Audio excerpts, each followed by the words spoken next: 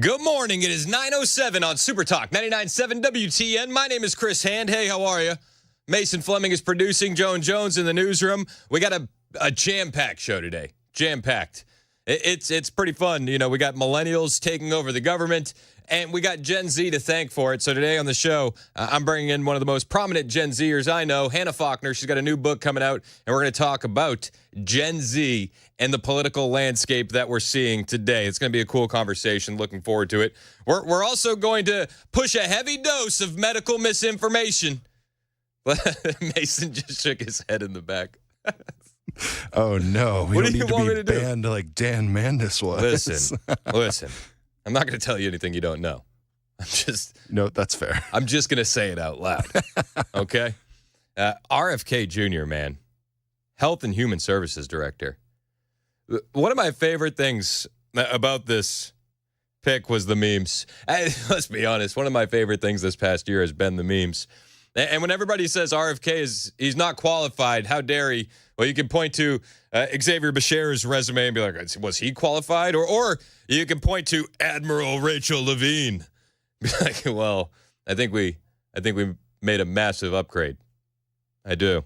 RFK Jr., Health and Human Services Director. Wow. Promises made, promises kept. I'm really looking forward to it. I really am. It's so cool to be at a point where we're looking at what we have in front of us, and we could see actual change in our lifetimes. As a dad of 4 young kids, this is so personal to me, and I'm sure it's personal for you as well. We saw what happened during COVID. We saw what happened when the medical industrial complex went off the rails. We saw what happened when they mandated vaccines. We saw what happened when they locked us down, when they kicked our kids out of school. And it woke up a sleeping giant in the American people. It really did. And it gave people time to go down rabbit holes. And I love a good rabbit hole. I really do. And that rabbit hole led to the lies of the pharmaceutical industry and then the lies of big food. The dyes and the poisons in our food that are outlawed in Europe. We're going to see this stuff removed. It's very, very exciting to me. You know, we have a generation of Americans that are just the unhealthiest that we've ever seen in the history of the planet. We're the richest nation in the world, right? Like we should be doing better than this. And I think with this appointment, we're going to be doing better than this. And, you listen to RFK Jr., you listen to him on the campaign trail, and he really believes in this mission. And when you hear RFK talk about it, you understand that he is here because of a bigger cause. Since 2005, I spend 30 minutes praying every day when I get out of bed. And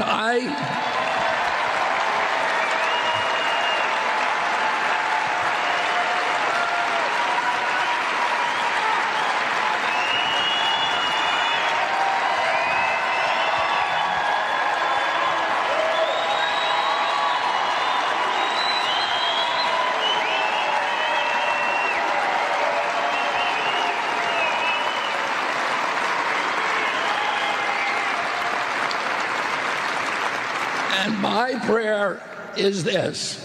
I ask God for 19 years to put me in a position where I could end the chronic disease epidemic and bring health back to our children.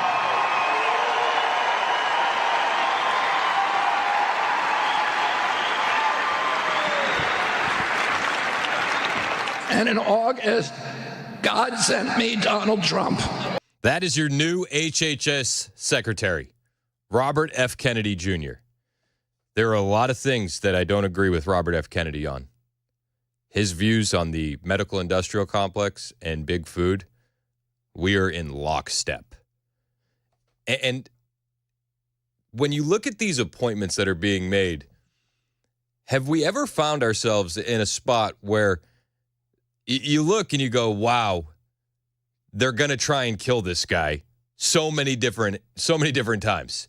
I mean, Tom Homan. Yeah, yep, he better ramp up security. I'll play a clip later. Tom Homan has been receiving so many threats since being appointed that he's had to move his family to a new location. Robert F. Kennedy Jr., he's talked openly about how his views against the pharmaceutical industry and big food could lead to his death. And he talked about it on the campaign trail. And we don't have to get into Donald Trump. We understand how his safety has been compromised. But RFK, I mean, these people are doing this not because of financial motives. They're doing this because they truly believe it's the right thing to do. Consequences be damned. And RFK Jr. was asked while he was still running for president if he fears assassination because of his views on Big Pharma, because of his views on the CIA and the FBI. And he said during this interview with Chris Cuomo, there are some things that are far worse than death. Last question. Hey, Mr. Kennedy, I think you're going to win, and I'm a boomer. You are going after some of the largest entities that exist: Big Pharma, Big Agri, Big Government, the CIA, the FBI. Do you think that means that we elect you, right? Are you going to live? Are they going to come after you? If we elect you, are you going to live? Are they going to come after you?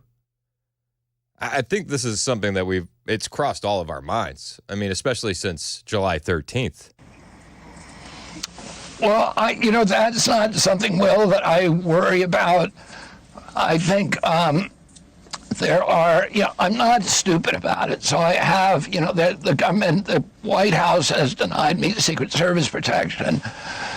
But I do take precautions, and I have a very good security firm, Gavin DeBecker Associates, that is doing my security right now. So I'm not, stupid about it, but it's not something that preoccupies me. I was raised in a family where we were taught that number one, there's a lot worse things than dying. Amen. And one of those things is living like a slave or having our children lose all the freedoms that so many generations of Americans died to give us and to protect during the Revolutionary War. That was a whole generation of Americans that put their lives on the line, their fortunes, their property, their salaries, their reputations, their contacts on a line to purchase us these freedoms. And many of them died. During the Civil War, 659,000 Americans died to keep these freedoms, and we have to be willing, our generation, to make sacrifices to make sure that we don't lose them, and we've seen attacks, unprecedented attacks on our freedom of speech, on our freedom of worship, on all of the amendments of the Constitution over the past 3 years. They're unprecedented. And it's important for everybody to stand up and say, we're not going to do this. We're going to, even if there's some risks involved, reputational risks, salary risks, we need to make sacrifices for our country. We need to make sacrifices for our country. There are things worse than dying. And we saw this during COVID. Before the vaccine even got rolled out, I remember looking at my wife and saying, vaccine passports are coming. You know that, right? And I remember her giving me this look because I don't think she had ever heard the term before. But if you've been chronically online in the underbelly of the internet for years, like I have, these things have been long theorized, long discussed, and they came true. They came true. There was a 6-year-old kid in New York City that was kicked out of a pizzeria because he didn't have a vaccine passport. It got ridiculous. It got way, way past the point that we should just bend over and take it. RFK says safety be damned. I'm here for it. There were so many good men that came and risked everything to give us the freedoms we have, and there are good men now today standing up to say enough is enough. I got a text here, 1840 said, the Red Eye Radio guys said RFK Jr. is a huge Trump mistake. I didn't hear the comment, but I would have to hear it in context. I don't think it was a mistake at all. I think this is one of the most consequential picks that we've seen. And as soon as we saw the pick come through, you saw big pharma stocks take a hit. I mean, essentially across the board, Moderna, Pfizer, everybody took a nosedive. And I quote tweeted, I said, oh, so sad. So sad. It hurts my feelings to watch all these big pharma companies take a hit. there were surprising people that actually celebrated this. One of them was Democrat governor of Colorado, Jared Polis. He posted on Twitter, I'm really excited that President-elect will appoint RFK Jr. to HHS. He helped us defeat vaccine mandates in Colorado in 2019 and will make America healthy again. And then there's a long thing about what he's going to do about drug costs and reforming the FDA. But it was like 1 hour later, he had to come on Twitter again and clarify what he was saying, probably because he got phone calls from big donors. Probably because he got phone calls from people that fund the Democrat operation. People are very upset about this pick, and pay attention to the ones that are. Please pay attention to the ones that are. One guy that was more than upset was CNN's medical chief correspondent, Dr. Sanjay Gupta. And Sanjay Gupta, I mean, well, I understand this audience has many feelings about our boy Sanjay Gupta. But Sanjay Gupta, he says he doesn't think that he could find an individual who would be more damaging to public health than RFK. When Sanjay Gupta says that, you can rest assured that this is the right pick. To steer clear of politics, but this really isn't about politics, because this is somebody who has been, Robert F. Kennedy Jr., who has been pushing quackery, who has been pushing lies, who has been pushing conspiracy theories. I love how it's quackery and lies and conspiracy theories. It's always, that's what they do. They will not debate him on the merits of his argument. They will give insults. And they'll try to debase him that way. That's always a telltale sign. If you can't argue the content of what he's bringing to the table, and you go back to, well, it's quackery. It's quackery. That tells you everything you need to know, Jake. You've been talking to experts in the health community, the medical community, preparing for him, RFK Jr., to be given some sort of role in health. What have they said to you? Well, you know, it's not often that the entire medical and public health community is going to be in lockstep on something. But it's not often that they're going to be on lockstep on something. Oh, you mean like the COVID shot or the mask mandates or the lockdowns? Yeah. You know, the last time we saw the medical community in lockstep on something, it was disastrous for this country. It's not often we see it, says Sanjay Gupta. No. And let me tell you something. When you do see it, you should run the other way. You should. It's not often we see it. You know, well, there is a lot of people that celebrate this, and the people that are celebrating this pick were the same ones that were deplatformed for telling the truth during the pandemic, the scamdemic, the plandemic, however you want to put it. But they're pretty close on this in terms of their significant concerns, horror even. Somebody said to me today, I can't think of any single individual who'd be more damaging to public health than RFK. Keep in mind, he's not going to be damaging to public health. He's going to be damaging to the medical industrial complex. I think if the reporting's correct and the job is the Secretary of Health and Human Services, that comprises the CDC. Yep.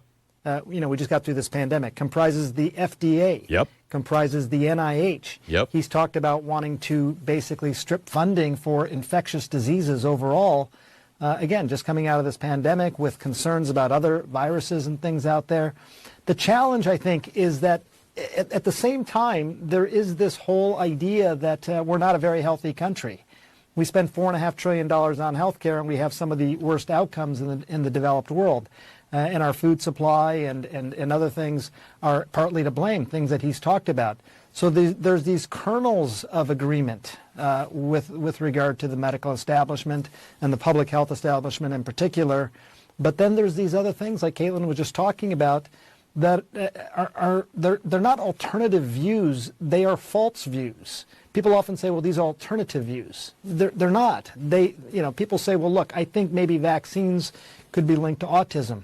Fair enough. That was an issue that came up, and it was studied in these large studies, global studies involving hundreds of thousands of kids who were followed for over a decade to see if there was in fact a link. Some of the studies actually showed that you were more likely to have autism if you were not vaccinated. Oh, I wonder who paid for those studies, Dr. Sanjay Gupta. You know, I think that's a big question. Who pays for the science? You know, you can always point to studies, but who funds them? And that's one of the things that we need RFK for. See, you have this revolving door from these FDA, CDC, NIH, and then when they're done there, they go work at Moderna and Pfizer, and they do these studies. Who paid for those studies, Gupta? See, this is the kind of rot that we need RFK to go in there and get out. Oh, there's kernels of truth, but everything else is quackery, and he's a nut job. Which is it? Which is it? Is he saying something that's true, or is he a nut job? I mean, that's up to you. I'm not a medical doctor. I'm not. But I tend to agree with RFK a lot more than I do Sanjay Gupta. I do. And they'll say he's wholly unqualified. But we'll hear from the people that are running HHS now when we get back, including Admiral Rachel Levine. Hang out with us. It's 9:23 on Super Talk, 99.7 WTN.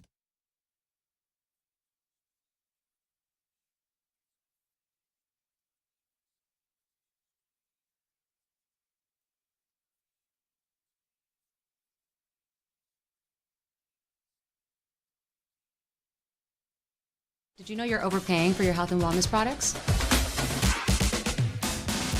With over 20 company-owned brands offering its members vitamins, supplements, wellness, and skincare products, you're able to save up to 70% off retail. Members Nutrition can't change your life, but we can change the way you live.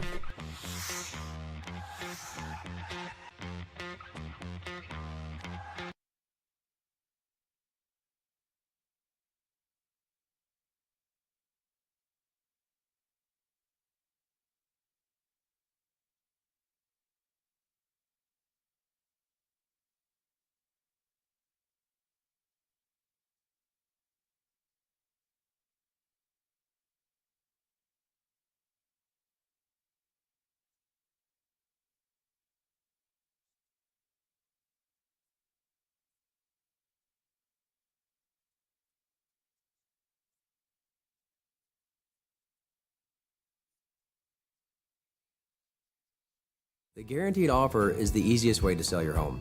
It's really simple. We bring you an all-cash offer. You close in as little as 21 days. No home inspections, no lock boxes, no open houses. Go to markspain.com to get a guaranteed offer and start packing.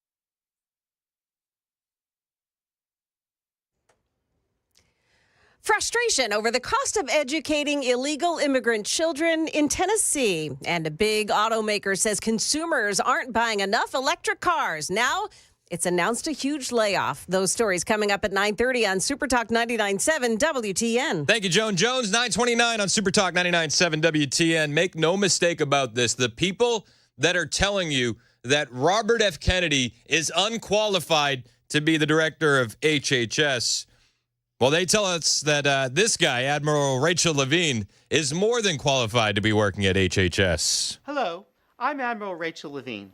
This Black History Month, I'm pleased to partner with OMH in advancing better health through better understanding for Black communities. Climate change is having a disproportionate effect on the physical and mental health of Black communities. Black Americans are more likely than white Americans to live in areas and housing that increase their susceptibility to climate-related health issues. Oh, that guy's qualified. That guy's qualified. All right. Are you keeping score at home? I am. And I think RFK is going to come in and fundamentally reform FDA, CDC, NIH, and we're never going to see a repeat of what we saw in 2020. And I think that terrifies a lot of people. And I think it worries them when he's named as HHS director and their stocks plummet.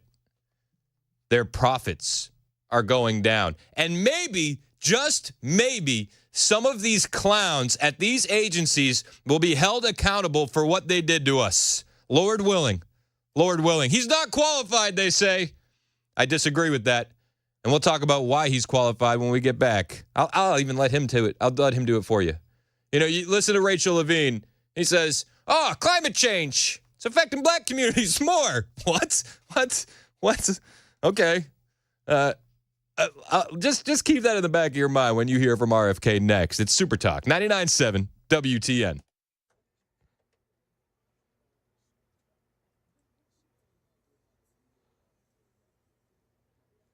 Good morning. It's 9:30 now, and I'm Joan Jones with your top stories. Stick around for the forecast still to come. Tennessee schools are seeing the real cost of illegal immigrants on their budgets, and State Representative Scott Sapicki telling WTN's Dan Mandis show. We're being hit with roughly about $700 to $800 million more a year in K-12 education, because the federal government says that if they show up to our classrooms, we have to educate them, which means I've got to find ESL teachers, and trust me, those teachers do not grow on trees. He says he favors Oklahoma's approach of sending a bill to the federal government for the cost of educating so many ESL kids. A Texas man is under arrest accused of plotting violent acts in the name of ISIS. Prosecutors say he was scouting potential sites to target. The FBI arresting Anas Saeed in Houston, accusing him of being an ISIS radical plotting a mass casualty terrorist attack on U.S. soil. Prosecutors claimed the 28-year-old Saeed was researching how to make an explosive belt and was scouting potential sites for targeting, including military recruitment facilities. Authorities say he was obsessed with ISIS, making and spreading videos that celebrated their cause, glorifying violence. ABC's Chief Justice Correspondent Pierre Thomas. News this morning that General Motors is laying off about 1,000 workers worldwide as it works to cut costs. GM says most of the jobs are white-collar workers. The company says U.S. sales have slowed down, and it's having trouble shifting to its all-in strategy for electric vehicles. It says consumers aren't thrilled about it. That's the latest news. Weather is next. I'm Joan Jones, WTN News.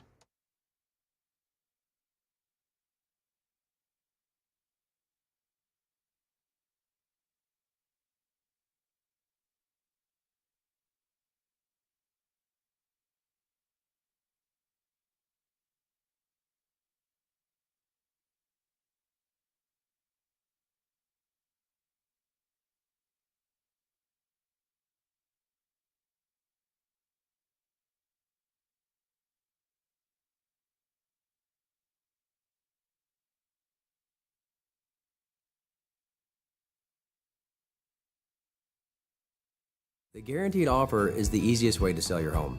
It's really simple. We bring you an all-cash offer. You close in as little as 21 days. No home inspections, no lockboxes, no open houses. Go to markspain.com to get a guaranteed offer and start packing. Hey, what's up, guys? It's Matt Murphy in the middle of downtown Franklin, Tennessee. We've talked so much about Savory Spice. I thought, why not show you the place? So let's go on in and see what's popping at Savory Spice. As I've always said, you will smell the spices even before you walk in. I can smell them right here in the doorway. Come on in and let's introduce you to the one and only Holly, who is the owner and proprietor of Savory Spice. Say hey, Holly. Hello, everyone. Now, enough about Holly. Let's talk about spicy and easy products like the incredible taco soup, which, as I said, you put this in a crock pot, you put all the ingredients that it tells you to buy right there, you put the spices in, and it's so easy. So if you don't know what you're doing around the kitchen, it's a perfect way to find your way around the kitchen, as is the Mediterranean dill risotto. Now, for the holidays, pumpkin pie spice. What doesn't it have, Holly? Pumpkin. Doesn't have any pumpkin in it. That's a fun fact for all of you kids out there. Now, if you stop by Savory Spice, either in the Franklin location or at L&L Market, you can get yourself a sample of the dill dip, which is my absolute favorite. Just tell them Matt Murphy sent you to Savory Spice with purchase now. So come by Franklin or L&L Market in Nashville and come see Holly and the entire crew at Savory Spice.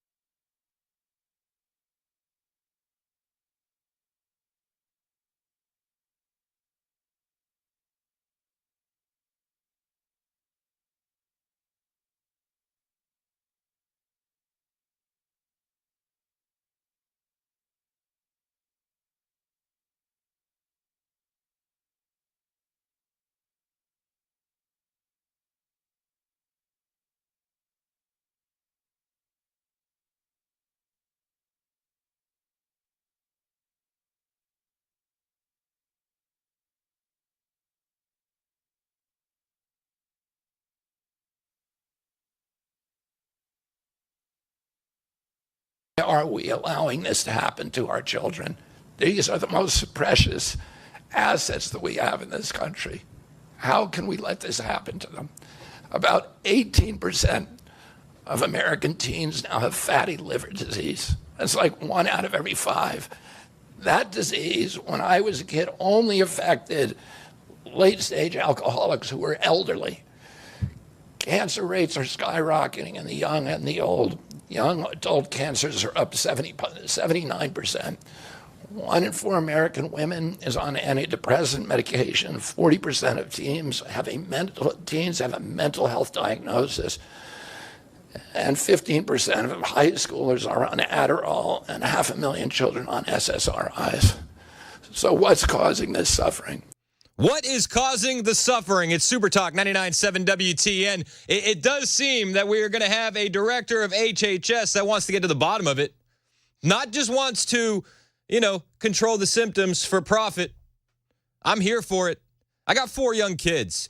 And to have an opportunity in time like we have right now where we could actually fix this gives me more hope and optimism about the future of this country than anything else. We are nothing if we don't leave this country in a better spot for our kids than how we got it. And I'll tell you, I'll be point blank, I'm a millennial, and the last generation did not leave this country in a better shape than they had it. They didn't. It's gotten progressively worse. Progressively worse. But we're at a spot where we could actually change it. And it brings me a lot of hope. What is causing the suffering? I'll name 2 culprits. First, and the worst, is ultra-processed food. About 70% of American children's diet is ultra-processed. That means industrial manufactured in a factory. These foods consist primarily of processed sugar, ultra-processed grains, and seed oils. It's a bad day to be a seed oil salesman. Laboratory scientists who many of them formerly worked for the cigarette industry, which purchased all the big food companies in the 1970s and 80s, deployed thousands of scientists to figure out new chemicals to make the food more addictive. What could go wrong with that? And these ingredients didn't exist 100 years ago. Humans aren't biologically adapted to eat them. Hundreds of these chemicals are now banned in Europe, but ubiquitous in American processed foods. It's so bad that we actually, the food that we make here in this country, if we ship it out to Canada, a lot of the chemicals aren't in it. They can't. It's banned, right? If we ship it out of the country, we don't have the chemicals, but then they make a U.S. version with the chemicals. And you wonder why you see the obese 5-year-old at the playground. You wonder why you go to the beach now and it doesn't look like a beach from the 1950s. Go look at some photos from back in the day. And look at those beach photos and find somebody overweight. It's almost harder today to find somebody skinny. This isn't exactly your fault from overeating. Like the toxic chemicals put in the food were put there to make it addictive. And nobody seemed to have a problem with it. Nobody even seemed to ask any questions about it. The toxic chemicals in our food are disastrous. And the worst part is, so many people have no idea. You have no idea. We've been told our entire lives, trust the experts. The experts led us down this path. The experts let this happen. The experts are terrified that Robert F. Kennedy might get in there and say enough is enough. So much so that RFK is on the record saying, yeah, they might try and kill me for it. They might. But there are things worse than dying. The second culprit is toxic chemicals in our food, our medicine, and our environment. Pesticides, food additives, pharmaceutical drugs, and toxic waste permeate every cell of our bodies. The assault on our children's cells and hormones is unrelenting. To name just one problem, many of these chemicals increase estrogen.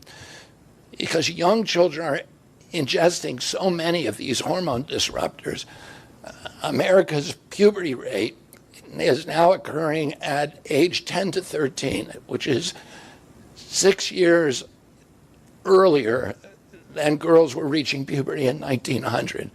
But nobody has any questions about this? Nobody in the FDA thinks that we should look into it currently? Nobody in the past decade has thought, maybe we should look into this? You know, there's that popular meme of Alex Jones saying they're turning the frogs gay. That's what they're doing. They're turning the frogs gay. And everybody would laugh at it. And they're like, oh, Alex Jones, he's a nut. What a psycho. And the delivery method of Alex is a bit off.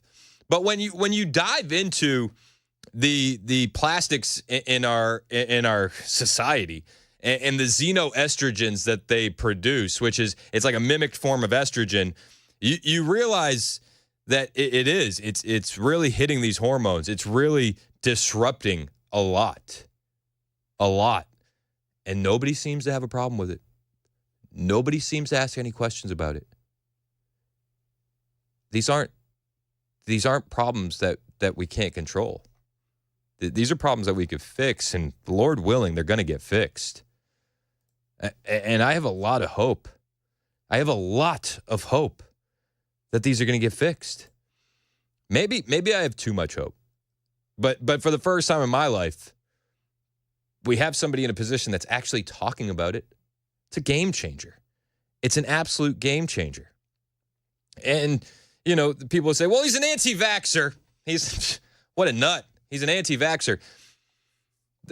The vaccine schedule has exploded since 1986 when the Vaccine Injury Act went through and you weren't allowed to sue vaccine companies for harming you with their products. That's a fact. I might get Dan suspended for saying it, but let's be honest, that's a fact.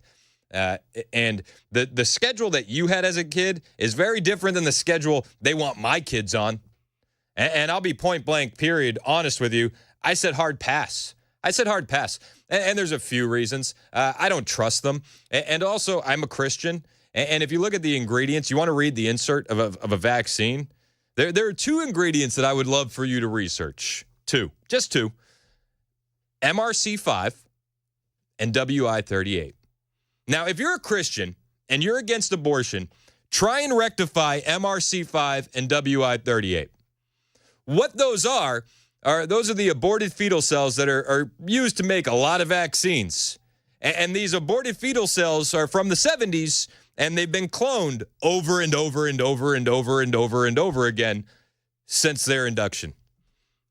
MRC5 is the boy, WI38 is the girl. Do your research, please. I'm not a medical doctor. I'm not. But I can guarantee you MRC5 and WI38 are in a lot of those vaccines. Do your research. Ask questions. God, can we just ask some questions without being called conspiracy theorists? Please. I think that every American should be asking questions. Again, I'm not a doctor. Don't take medical advice from me. Don't. But do your own research. You're smart enough to figure things out. There is a doctor out there, Mary Talon Bowen. She's a medical doctor, and she's talking about the RSV shot. Again, do your own research, but they tell us to trust the experts, and then when we bring an expert, they say, no, not that one, not that expert. But Mary Talon Bowen, this is what she put out on X on the RSV vaccine. This is something that would have been deplatformed, censored, and silenced just a few years ago. Thank you, Elon Musk. If you really look into the data of RSV shots, it's all risk and no benefit. Currently, there are 4 shots out on the market. 3 are for adults and 1 is for babies. And if you look at what they're studying with these shots, they're not studying mortality. They're not even studying hospitalization rate. What they're looking at is how many of these patients that received the shot had decreased symptoms compared to the people that did not get the shots. So it's really trivial data. Moderna's RSV shot is mRNA. It has the lipid nanoparticles. There were 12,000 adverse events reported after these shots. It was only studied for 7 days. They only reported adverse events for 7 days. It's really unbelievable what they're doing. We're seeing, the whole COVID shot fiasco all over again with RSV. Do your own research, please. Please do your own research. I don't have a medical degree. But I do read a lot, And I have 4 young kids, and I'm very passionate about this. And I'll be honest with you. My first daughter, we weren't prepared. We weren't ready for this conversation. And you have that. I have guilt as a parent, thinking about the first round of vaccines that we did for her.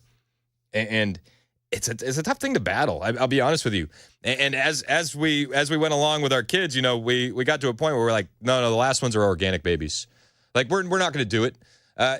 When you go to there's so much stuff, especially having a baby. You go to the hospital and you have a baby and they're like, all right, it's day 1. Let's do a hepatitis B vaccine. And it's like, well, how do you get hepatitis B? Well, here's the thing. You get hepatitis B from using dirty needles and unprotected sex. And I think to myself, well, I don't have any dirty needles around the house. And I have a hard time believing that, I had a hard time believing that my baby would have unprotected sex. So I said pass. And it's not even just the vaccines. It's just like the medical industry as a whole. Like they put goop on babies' eyes. If you've had kids, you've probably been through this. But if you haven't, like one of the first things that they do is they goop the baby's eyes, right? There's a reason for it. If the mom has gonorrhea, it can cause blindness in the baby. Here's the thing. Women are tested for that before they give birth. So if you've been tested for it and you don't have it, well, why do we need to goop the baby's eyes? Like these are small things, but like it adds up over time when you look at things over the course of the from birth to adulthood, right? And it's like, are you just doing this for money? Are you? And the bonding that ruins with the mom, a baby's eyesight, it's like God is a mirror. God makes no mistakes. A baby's eyesight, it's perfect for the distance from the mother's nipple to the mother's face when they're born. So when you goop a baby's eyes instantly after birth, what you're doing is you're robbing those first moments of interaction between mom and baby. It's horrible. It drives me nuts. Is there a reason for it sometimes? Yes. Do they know if you need it before you go in there? Yes. But this is why I have such a hard time feeling like this isn't just for profit. A lot of this to me just feels like it's motivated by money, and it blows my mind that we're not allowed to ask questions. Can we just ask questions? That's all I want to do. I'm just asking questions. And I want somebody in there that's not afraid to ask those hard questions. That's not beholden to the medical industrial complex. That's not beholden to these pharmaceutical companies and donors for re-election. And when you see RFK get picked and you see the panic from the industry, oh, man, it's a good pick. It's 9:52 on Super Talk 99.7 WTN. Hey, Chris and Randall, hang out. We'll get to you guys when we get back. It's Super Talk 99.7 WTN. My name is Chris Hand, and I got to tell you about my friends at Paul Winkler, Inc. You hear me talking about Paul all the time. We were texting with Paul last night. We always have questions for Paul, and he's always there. He's always responsive. His entire team is like this. And I've listened to Paul for a long time. Before I got my show here, I would listen to him on the weekend, the Investor Coaching Show. We do it Saturdays here on WTN from 3 to 6. Appointment listening. Please listen tomorrow. If you've never heard from Paul directly, it's a good opportunity to kind of dip your toe in the pool, if you will. Paul can break things down for you in a way that you can understand. He did it for me. Before I met Paul, I was essentially financially illiterate. And he's walked me through everything. And he's laid it out with data in a way that I can understand why I'm making these investments, why we're making the moves to create financial security for my family. And it brings a lot of ease. It takes the stress out of it. Now, I do get paid for these endorsements, but I don't get paid to be a client. I'm a client because I trust Paul. I really, truly trust Paul and his team. You can trust them too. Set up a 15-minute phone call today on his website, paulwinkler.com. 15 minutes. Just spend 15 minutes on the phone with Paul and tell me you don't trust him too. paulwinkler.com.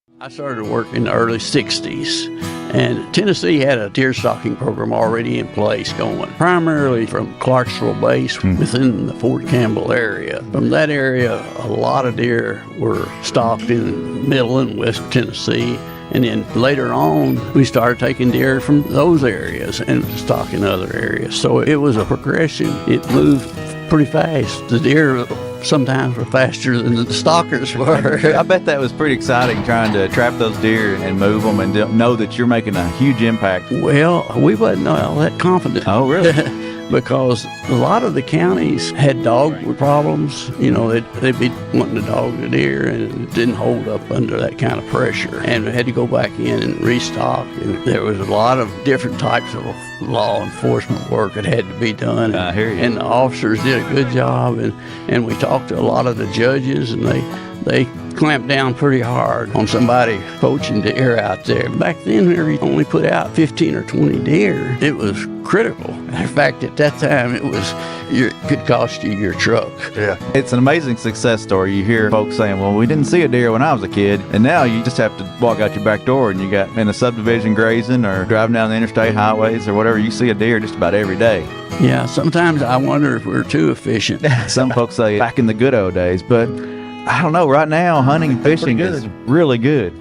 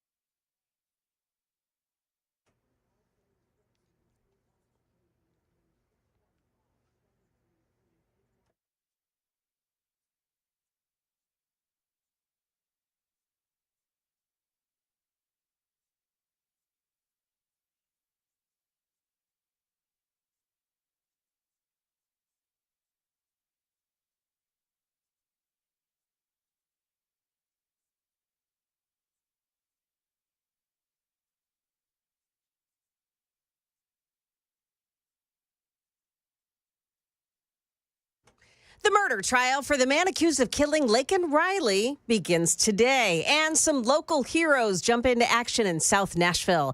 Those stories coming up at 10 o'clock on Super Talk 99.7 WTN. Thank you, Joan Jones. 9:59 on Super Talk 99.7 WTN. I'm Chris Hand.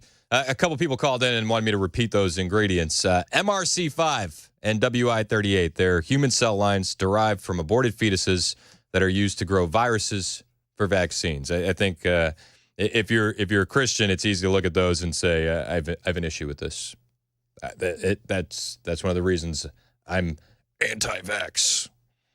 Chris in Mount Juliet, RFK and Health. What do you think? Chris, good to talk to you. Yeah, I'm super excited that RFK is going to go in there and clean some stuff out. I am a chiropractor by trade, but I deal with functional medicine and functional neurology for the last 25 years, and I've seen people getting sicker and sicker and sicker every year. It is crazy. I am super excited for RFK to come in. Now, I don't want Big Pharma to go out of business because they do a lot of good things and helping people, but I'm so sick and tired of people being drugged for profit. Yes. So much over-drugging in our country here today. Yep, I'm with you, and it does. It feels like it's all money motivated. 100%. I mean, I created hospitals in New York City, where I'm from, in the Bronx, and every week we get the drug reps come in. Every year they would get shorter. The girls would get younger and younger, and the skirts get shorter and shorter. And I'm like, guys, don't talk to me. I'm just the executive director. You got to talk to the medical doctors, and one of them is a 17-year-old Indian woman. She doesn't care what kind of skirt you're wearing. So well, and let's not even, we don't even have to go into the fact that a lot of doctors receive bonuses based on percentages of vaccinated patients. 100%. And you know, right after COVID, our doctor's office that we were going to at the time were like, well, you're not vaccinated, so we can't have you here. And I said, actually, you're doing me a service. Thank you. Yeah, the reason why I actually moved to Nashville, the Nashville area, is because my wife does bone marrow transplants. And she's recruited by a hospital here, a big famous hospital. I'm not going to throw their name out on the bus. But regardless, she wouldn't get the vaccine, so she no longer works at that hospital. And it is just scary what they're trying to do to our citizens of our country. I'm with you, Chris, and I appreciate the call, man. Yeah, it is. It's scary. But there's a lot of hope, and there's a lot of optimism today because RFK Jr. was named director of HHS. It's 10:01 on Super Talk 99.7 WTN.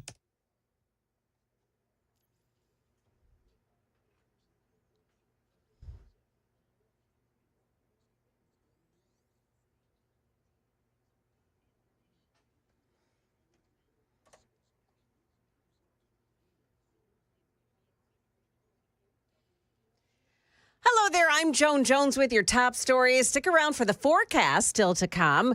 A murder case that found its way into the presidential race finally opens today in court. Last February, nursing student Laken Riley was jogging when she was attacked. President Joe Biden described the 22-year-old as an innocent young woman who was killed by an illegal. The suspect is Venezuelan Jose Antonio Ibarra, who was on the radar of then-candidate Donald Trump. He was an illegal migrant, and he shouldn't have been in our country, and he never... Beyond the politics, the murder trial begins today before a judge, not a jury, in Athens, Georgia. Jim Ryan, ABC News. Yes, in fact, the illegal immigrant who is charged waived his right to a jury trial earlier this week and agreed instead to a bench trial. How should Tennessee pay for all the new teachers required to teach an influx of non-English speaking children? Well, State Representative Scott Sapicki thinks Oklahoma holds the answer. Oklahoma is sending the bill to the federal government saying, look, Biden administration, you created this problem in my schools. It is an unfunded mandate that I have to live by. So if you're going to create the problem, you should have to pay for it. And I think in Tennessee, we should be sending the federal government another bill for about $800 to $900 million to say, hey, you got to pay for this. Sapicki on WTN's Dan Mandis show this morning. A 1982 Supreme Court ruling says schools cannot ask about a student's immigration status. A woman was stabbed at a bus stop in South Nashville this morning. Police say it was a joint effort of civic heroes. A WeGo bus driver witnessed the attack and notified police, and witnesses held the alleged attacker until police arrived. However, that woman who was stabbed died later in the hospital. That's the latest news. Weather is just ahead. I'm Joan Jones, WTN News.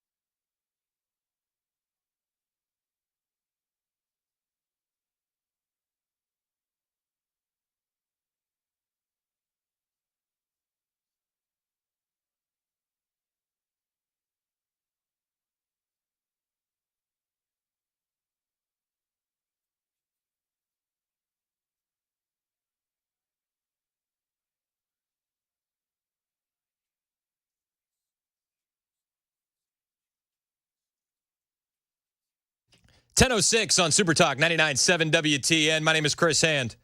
RFK Jr., HHS director. Are you big hype? I don't know if you can tell by my voice or the last couple of segments. I'm happy to be big hype. I think it's a great pick.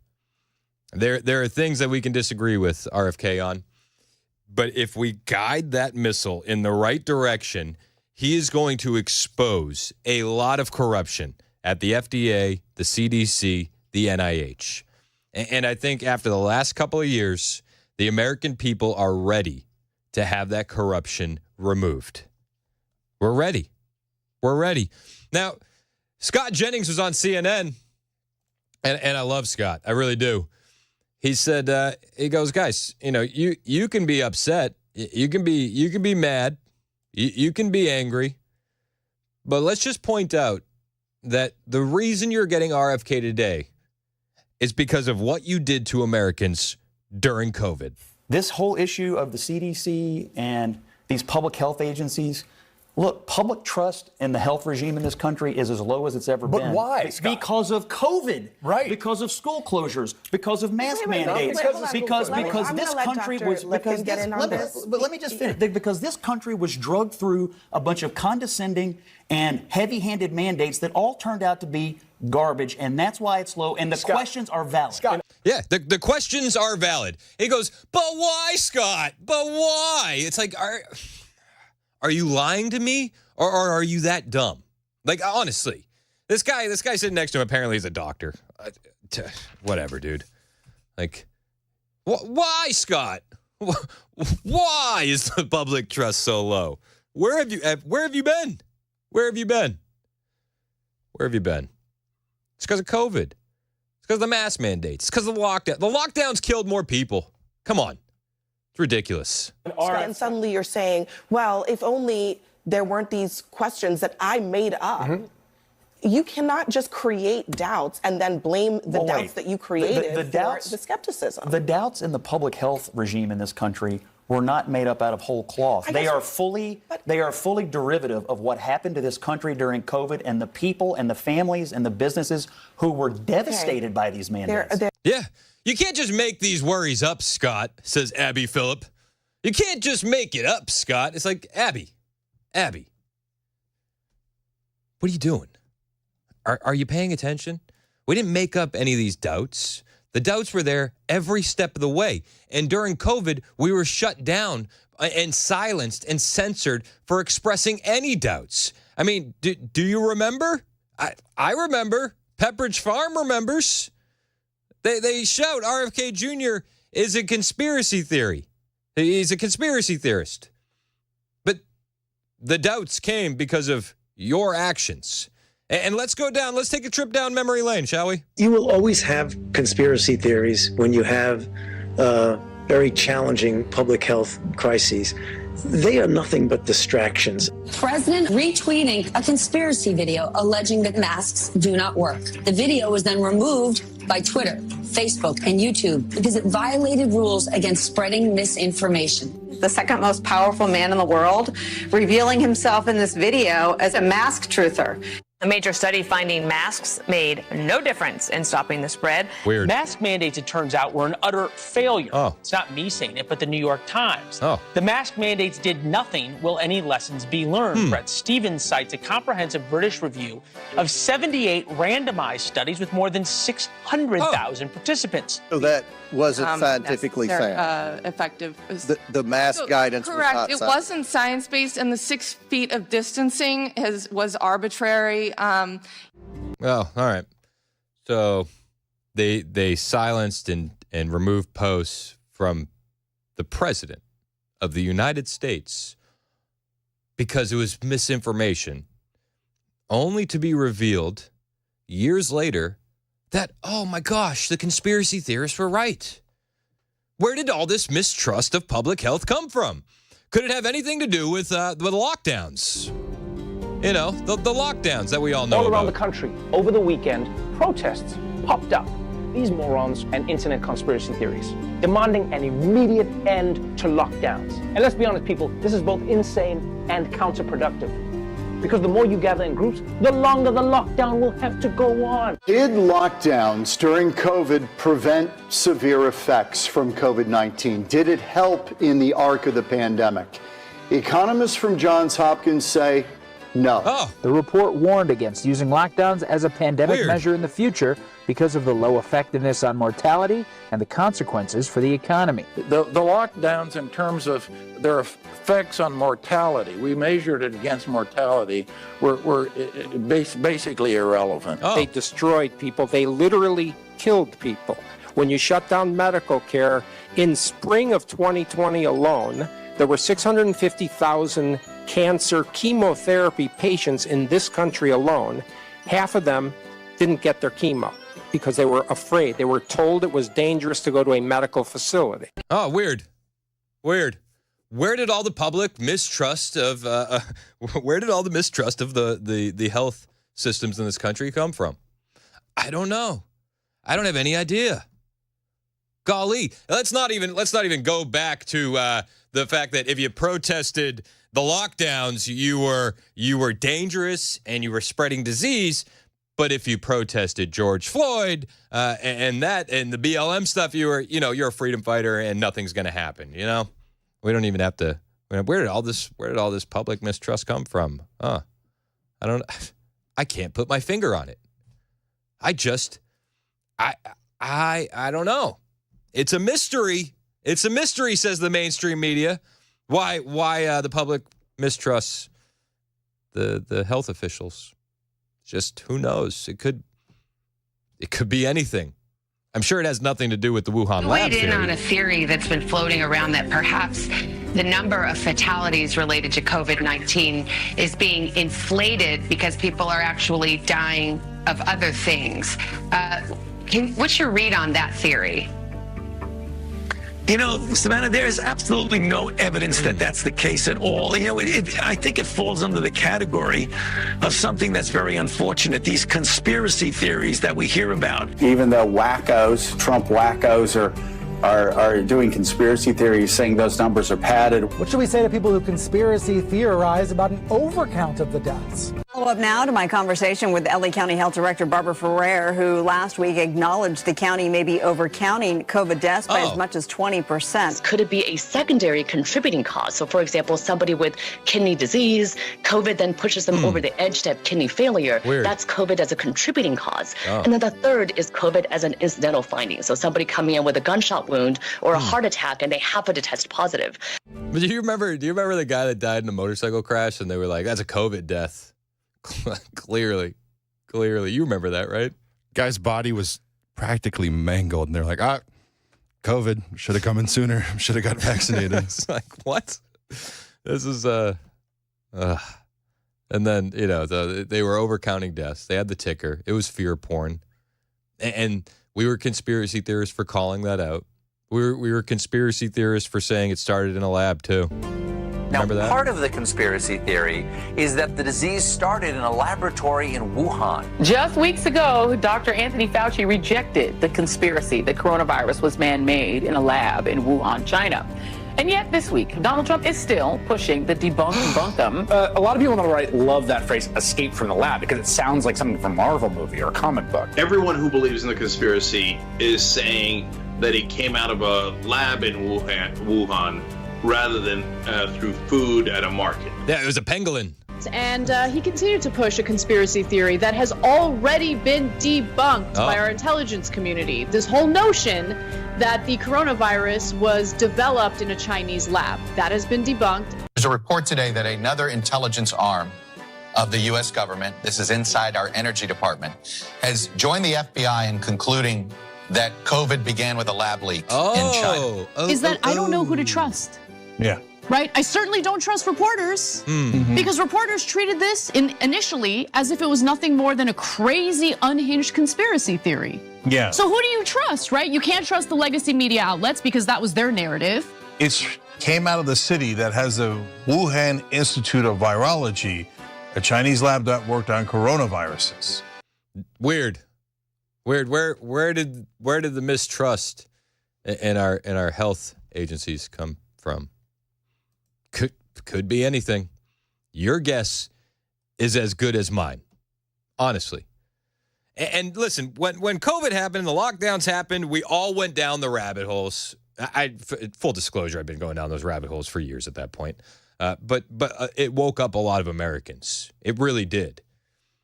Because we could see these lies happening in real time. We could see them silencing us in real time. And then months later, we would be proven right. Time after time after time. Why do we have all this mistrust? So I think what the American public wants is a guy that can at least ask questions. Somebody that we can trust to give us the truth, whether it's a tough pill to swallow or not. And RFK is that guy. RFK's been that guy. He has risked his reputation time after time after time. For years, he's been willing to put his reputation on the line. And he had a good reputation. He did. So when I listen to RFK talk about vaccines, I'll tell you what, I listen.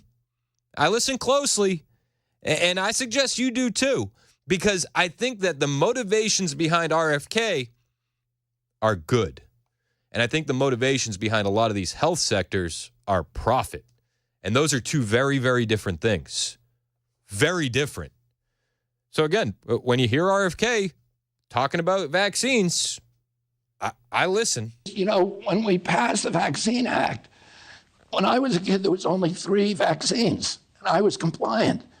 But when we passed the Vaccine Act, it made vaccines very, very valuable. And all of a sudden, there was a gold rush to add a lot of new vaccines to the schedule for diseases that aren't even casually contagious, like rotavirus, like hepatitis B. Why are we giving hepatitis B vaccine to a 1-day-old child? I just, listen, I brought that up. And having 4 young kids, being at the hospitals, it's like, oh, we got to do the hepatitis B vaccine. It's like, we're not playing in needles or having unprotected sex, doctor. So we're gonna pass.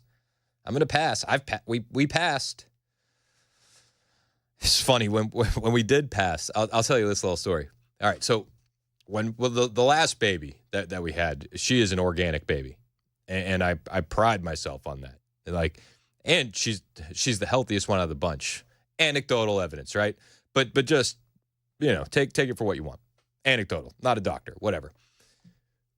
But when we declined the eye goop and when we declined the hepatitis B vaccine and we shut it all down, it was about an hour after we had these tough conversations, a nurse came in and she quietly closed the door and she said, she looked around, she's like, you're the family that declined all the vaccines? I said, yeah, that's us. That's us. She's like, how did you do it? This is a nurse at the doctor's office. And listen, doctors and nurses are some of the most skeptical. When the COVID vaccine came out, doctors and nurses were some of the most vaccine hesitant. You know the flu shot every year? It's like 60%-ish of doctors and nurses decline it. Well, why would that be? Are they anti-vax? I don't know. Maybe they've just seen some evidence. Maybe they're not motivated the same way these pharmaceutical companies are. But the hepatitis B vaccine for babies is ridiculous. Hepatitis B, the major vectors for that are it's sexually transmitted or by needles. Why would you give that to a 1-day-old child? Seriously. It's really a profit motive. Now, you're right that correlation is not causation, but the Institute of Medicine has looked at the vaccine schedule and said in their 2011 report, there are over 150 injuries that are likely to be associated with vaccines that have never been studied. So it's the CDC's responsibility to do those studies, and they've been ordered again and again and again to do them, and they have refused. So the CDC is supposed to do the studies. The CDC declines to do the studies. And it's guys at the CDC that are panicked that RFK is going to come in and be their new boss. Correlation does not equal causation, right? Okay. But if you're connecting dots, I don't know.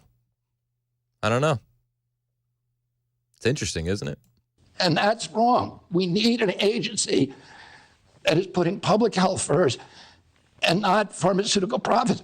You were talking about the opioid crisis. The opioid crisis, started with the oxycodone. Now it's, fentanyl. But the same companies that got the FDA to lie to us about the addictiveness, lie to every doctor in this country about the addictiveness of oxycodone and get a whole generation addicted. My generation. Those are the same companies that make these, other products. And the 4 companies that make vaccines in this country, Merck, Sanofi, Glaxo, and Pfizer, have paid over $35 billion in criminal penalties over the past decade for lying to doctors, for falsifying science, for defrauding regulators. And we need to keep an eye on them. We do. Can't just trust them. If they say it's a vaccine, we all trust it. We need to have actual science on it. And I think that's all I say. I don't want to get rid of vaccines. If you want to take a vaccine, you should be able to do it. But we need good science. And that's what we all want, right? That's what we want. A little bit of informed consent, a little bit of data to back up why we're doing what we're being told to do. I don't think that's a big ask. I don't. But the guys that are in control right now say, no. Trust the companies that have paid out $35 billion in penalties over the past decade. Criminal penalties. Trust the companies that got a whole generation of Americans, my friends, addicted to these opioids. Trust them. Trust them. Trust the science. Are you anti-science, bro? No. I just like data and facts and common sense. It's 1023 on Super Talk 99.7 WTN. My name is Chris Hand. I'll tell you what I do like. I like my friends over at Busy Bee Plumbing, Heating, and Cooling. If you got family coming over for Thanksgiving, don't stress about your home. Let Busy Bee swoop in and save the day. Right now, they are buzzing with some good deals, like their 14-SEER 1.5 to 3-ton split heat pumps for just $69.95. That price includes labor, equipment, materials, even a warranty. It's an upgrade for your comfort, and your wallet will thank you for it. Now, if you need hot water for those extra guests, you're worried that you're going to run out of hot water. You got family staying over, everybody showering. How about you get a new upright tanked water heater, and Busy Bee will take $750 off the top. And while you're at it, breathe easier with their air duct cleaning special. You buy a basic package, they'll upgrade you to the premium level, absolutely free. How about a sweet treat for the in-laws? Add a free Beehive membership for them when you're already a member, because nothing says welcome like energy savings and comfort. Call Busy Bee Plumbing, Heating, and Cooling, your Rude Pro partner, 615-775-7833, 615-775-7833, online at busybeehvac.com.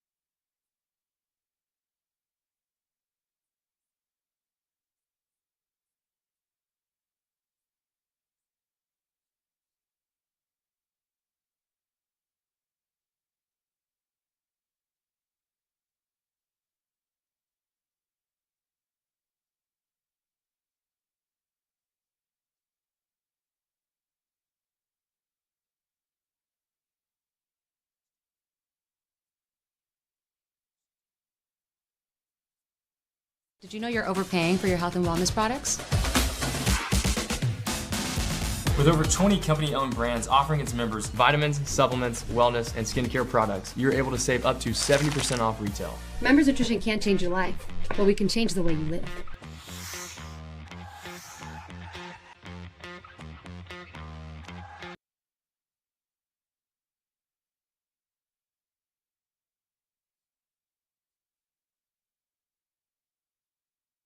The guaranteed offer is the easiest way to sell your home. It's really simple. We bring you an all-cash offer. You close in as little as 21 days. No home inspections, No lockboxes, no open houses. Go to markspain.com to get a guaranteed offer and start packing.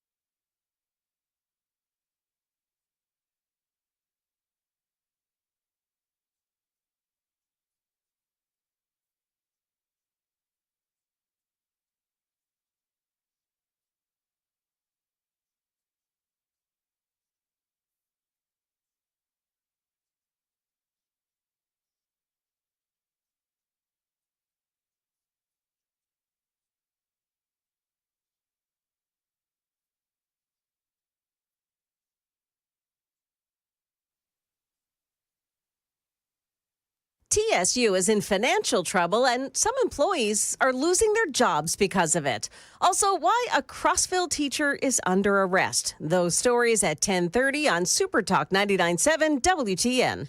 Thank you, Joan Jones. 10:28 on Super Talk 99.7 WTN. My name is Chris Hand. I got a guest in the studio, young Hannah Faulkner, who I'm gonna coin you as the ambassador for Gen Z. Does that sound good? Oh my goodness. I think I was in here like 2 years ago, maybe. You were one of my first interviews when I was filling in for Del Giorno way back in the day. Oh my goodness. That was like 3 years ago? 3 years ago. Yes. Yeah, 2.5 years ago. That was like one of the first shows I ever did because you were holding a rally in Murfreesboro, Teens Against Gender Mutilation. Yep. And we've been, off to the races ever since. Hannah has written a new book. It's called The Last Chance to Save Our Republic. We're going to talk about this book. You got a foreword by General Michael Flynn, which is pretty cool. And I want to talk to you about, I'm finding myself in this position where millennials are now taking over the country, but we got Gen Z coming up right behind us. And I think you guys are the most red-pilled generation. Yeah, I mean, I have to say, I've traveled to many college campuses and talk to college students. And before the election, I was like, okay, I don't know what's going to happen. Like, I'm kind of like left without hope after leaving these campuses because they have no idea what's happening in our country. But I've been talking to so many young, like high schoolers, middle schoolers, and they're fired up.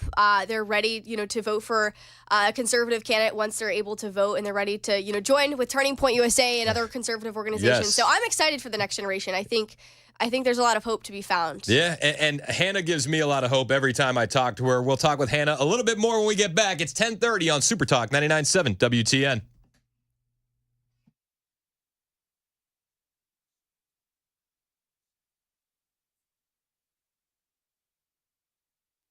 It's 10:30. I'm Joan Jones with your top stories. A financial crisis continues at TSU today, where an action plan has been implemented to keep the doors open, including trimming the workforce. 114 people have been laid off.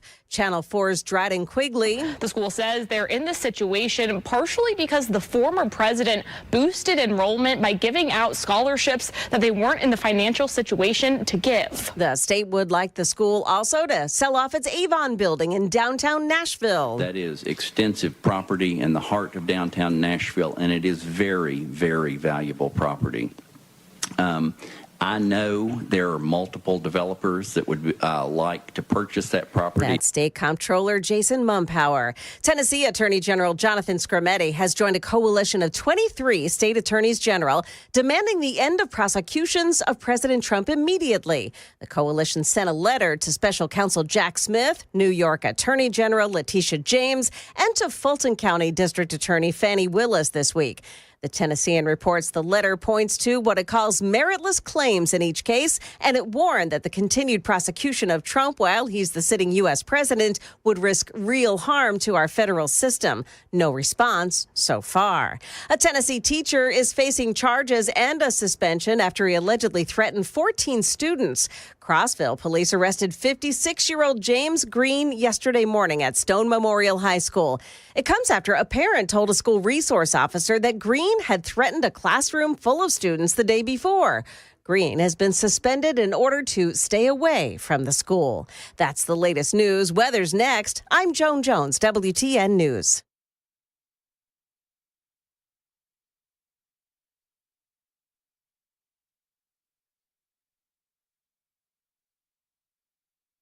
Hey, what's up, guys? It's Matt Murphy in the middle of downtown Franklin, Tennessee. We've talked so much about Savory Spice. I thought, why not show you the place? So let's go on in and see what's popping at Savory Spice. As I've always said, you will smell the spices even before you walk in. I can smell them right here in the doorway. Come on in, and let's introduce you to the one and only Holly, who is the owner and proprietor of Savory Spice. Say hey, Holly. Hello, everyone. Now, enough about Holly. Let's talk about spicy and easy products like the incredible taco soup, which, as I said, you put this in a crock pot, you put all the ingredients that it tells you to buy right there, you put the spices in, and it's so easy. So if you don't know what you're doing around the kitchen, it's a perfect way to find your way around the kitchen, as is the Mediterranean dill risotto. Now, for the holidays, pumpkin pie spice. What doesn't it have, Holly? Pumpkin. Doesn't have any pumpkin in it. That's a fun fact for all of you kids out there. Now, if you stop by Savory Spice, either in the Franklin location or at L&L Market, you can get yourself a sample of the dill dip, which is my absolute favorite. Just tell them Matt Murphy sent you to Savory Spice with purchase now. So come by Franklin or L&L Market in Nashville and come see Holly and the entire crew at Savory Spice.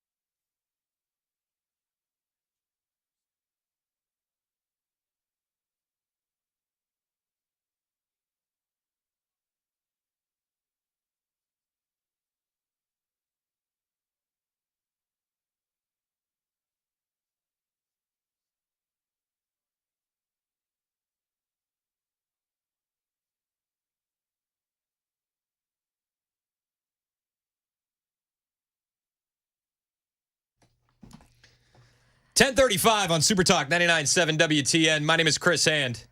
Joined in studio by one Hannah Faulkner. What's up, Hannah? How are you? I'm good. How are you? I'm good. Hannah is the ambassador to Gen Z. She's got a great new book out that's available for pre-order now. It's going to be out on January 1st. It's called The Last Chance to Save Our Republic. Why'd you write the book? Well, my dad had actually been encouraging me to write a book about a year and a half ago. He's like, Hannah, you really need to write a book. Like, you've got all of this information that you've been researching, that you talk about. You should write a book. And I was like, I don't think I'm capable. Like, I think I'm too young. Like, I don't think that I should, write a book. Like, who's going to listen to me? I'm 16. I was 16 at the time. Like, who's going to listen to me, and what I have to say in a book? And so he's like, no, like, you should do this. And so I sat down, I started writing, and then I started researching, and so much history and research that I had never even heard of. And I was asking my grandparents, I was asking, people that were at my church that were, very knowledgeable individuals. I'm like, did you know that this even existed on the topic of abortion? Did you know that, Mao Zedong said this under, the Mao's Cultural Revolution, like all of these things that I had never heard of, and most people in America probably haven't even seen or heard that happened. And so I was like, I have to write this. Like, my dad's right. I've got to get this written. And so I started writing, and I started writing it about a year ago. And then I asked General Flynn, who took a chance on me about a year and a half ago at the Reawaken America tour. Yep. Let me speak. He had never heard me speak before, and he let me speak. And he's like, I'd love to have you back. And then when I started my show, he was like one of my first guests on the show. And then I asked him, hey, would you be willing to forward my book? And he said, absolutely. So General Flynn has just been very inspirational to me. I mean, he's one of the most genuine, kind-hearted individuals you will ever meet in the political movement. He is all about the mission. And so I'm honored to have him as the forward of the book. But the book itself, I wanted it to be more than just, opinion piece. I didn't want it to be just my opinions. I wanted it to be, yes, like some of my personal beliefs, but historical facts, science, database, stories, things like Paula Scanlon in the free speech chapter when we talk about silence and being censored. Paula Scanlon, she used to go to the University of Pennsylvania where she swam against William Thomas. And when she started to speak out against it, they said that if you dare to speak out about Thomas being on the women's swim team, you will lose scholarships and careers. You're going to lose opportunities. And so I talk about these stories of how we've been silenced, we've been censored, these bullying tactics that they're using at these universities to young women that just don't want to be changing in the locker room or swimming against a man that they have obviously no chance of beating. We talk about the infringement of our Second Amendment. Long history in that. Why are they trying to infringe us? Well, any tyrannical leader, if they want to have control, they're going to disarm their people. That's just what's happened in human history. That's what happened under the Soviet Union. That's what Mao did to his people. I mean, he said if the Communist Party wants full control over its people, they must have the guns. They must have power over the gun. That's step one in a genocide plot. That's right. Yeah. And so then we talk about the digital age. One of the biggest things I learned, like the average age of someone accessing pornography is age 11. You have 4 kids. It's terrifying. It's so sickening to see, just what my generation and Alpha, which is the next generation, is having access to, 24/7 access to.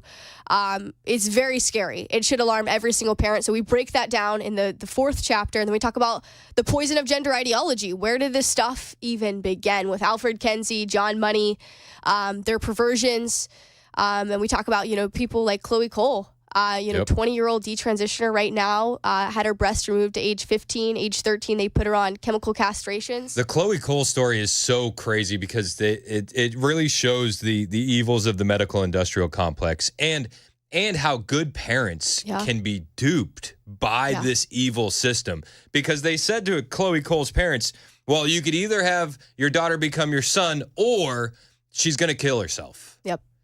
There's no in between. And then there's studies that come out that show a lot of these kids grow out of it if you give them time. Well, they actually just released there was a doctor that was saying that she was like, I don't want this to be released. I don't want it out. She was withholding the information, but it showed that puberty blockers are not beneficial. Like they're releasing all of these studies, and they just released it recently, where puberty blockers are not. There's nothing beneficial about them for children. Even if you're supportive of the gender ideology, even if you're pro transgender and all that, if you do the puberty blockers, then you can't get those surgeries down the road anyway. Yeah. So it highlights the hypocrisy of that entire movement, because you're pushing that on kids, but if you believed in that, then you're removing their opportunity to do that. Yeah. Well, the doctor said the reason why we don't want this published is because we won't make any more money. So, I mean, once you start thinking about that and start learning where all this money comes from and who's getting the money, I mean, this is a big money grab. This is child abuse. This is an experiment on children is what it is. I mean, they are experimenting. Chloe Cole still has open wounds on her chest to this day, and the doctor that performed the surgery will not help her. They're like, it's your problem now. We're not going to help you. It's disgusting. And, I mean, this is the reality of the medical industry and what they're doing to children. But we talk about that in the book. We talk about educational system, how it even got to the point where we have ideologies like critical race theory, gender ideology, where we're debating whether or not kids should have access to pornographic material in state-sponsored schools, American taxpayer-funded schools. People always say, this is government-funded. No, this is not government-funded. This is taxpayer-funded. Yep. But then we talk about the greatest issue, I believe, facing our nation, and that's the breakdown of the family. I mean, strong families create a strong society, and I believe that's one of the biggest reasons that we're here is because of the breakdown of the family. Well, and I think that's one of the biggest reasons you're here is because you have a strong family unit around you. I've met both your parents, and they're great people, and I've met your sisters and your brother. You have a solid family structure, and I think that's one of the reasons why you're able to be so outspoken. Gen Z, though, it seems like your generation has been under some of the biggest attacks by this leftist radical ideology. But I also feel like at the same time, your generation has been able to say, yeah, we're not with that, and rebelled against it in the largest way I've seen. Do you feel the same way? Do you think that Gen Z is going to be rebelling against this leftist radical ideology? Yeah, well, I mean, not only have we been lied to for decades upon decades, but for the last 4 years, Gen Z has been able to see from COVID-19 to the 2020 election to the weaponization of our federal government against American citizens on January 6th, to wide open borders, creating an influx of crime, drug addiction, homelessness. I mean, all of these things that we're seeing that they're not even able to afford to buy. Like, they want to get married. Gen Z wants to get married. They want to live out the American dream like our founding fathers intended us to be able to live out, and they're not able to. And so I think that's what they were looking at. This is more than just whether or not Taylor Swift endorsed Kamala Harris. Well, like, this is about freedom. And you can look at a lot of the data is now pointing that the Taylor Swift endorsement, the celebrity endorsements actually sent people the opposite way. And it seems like these idols don't hold the same value for Gen Z that they once did. Like, celebrity culture used to be this big thing. Yeah. And people wanted to know what the celebrities are doing, where they're living, what restaurants they go to. And it seems like Gen Z's like, yeah, don't care at all.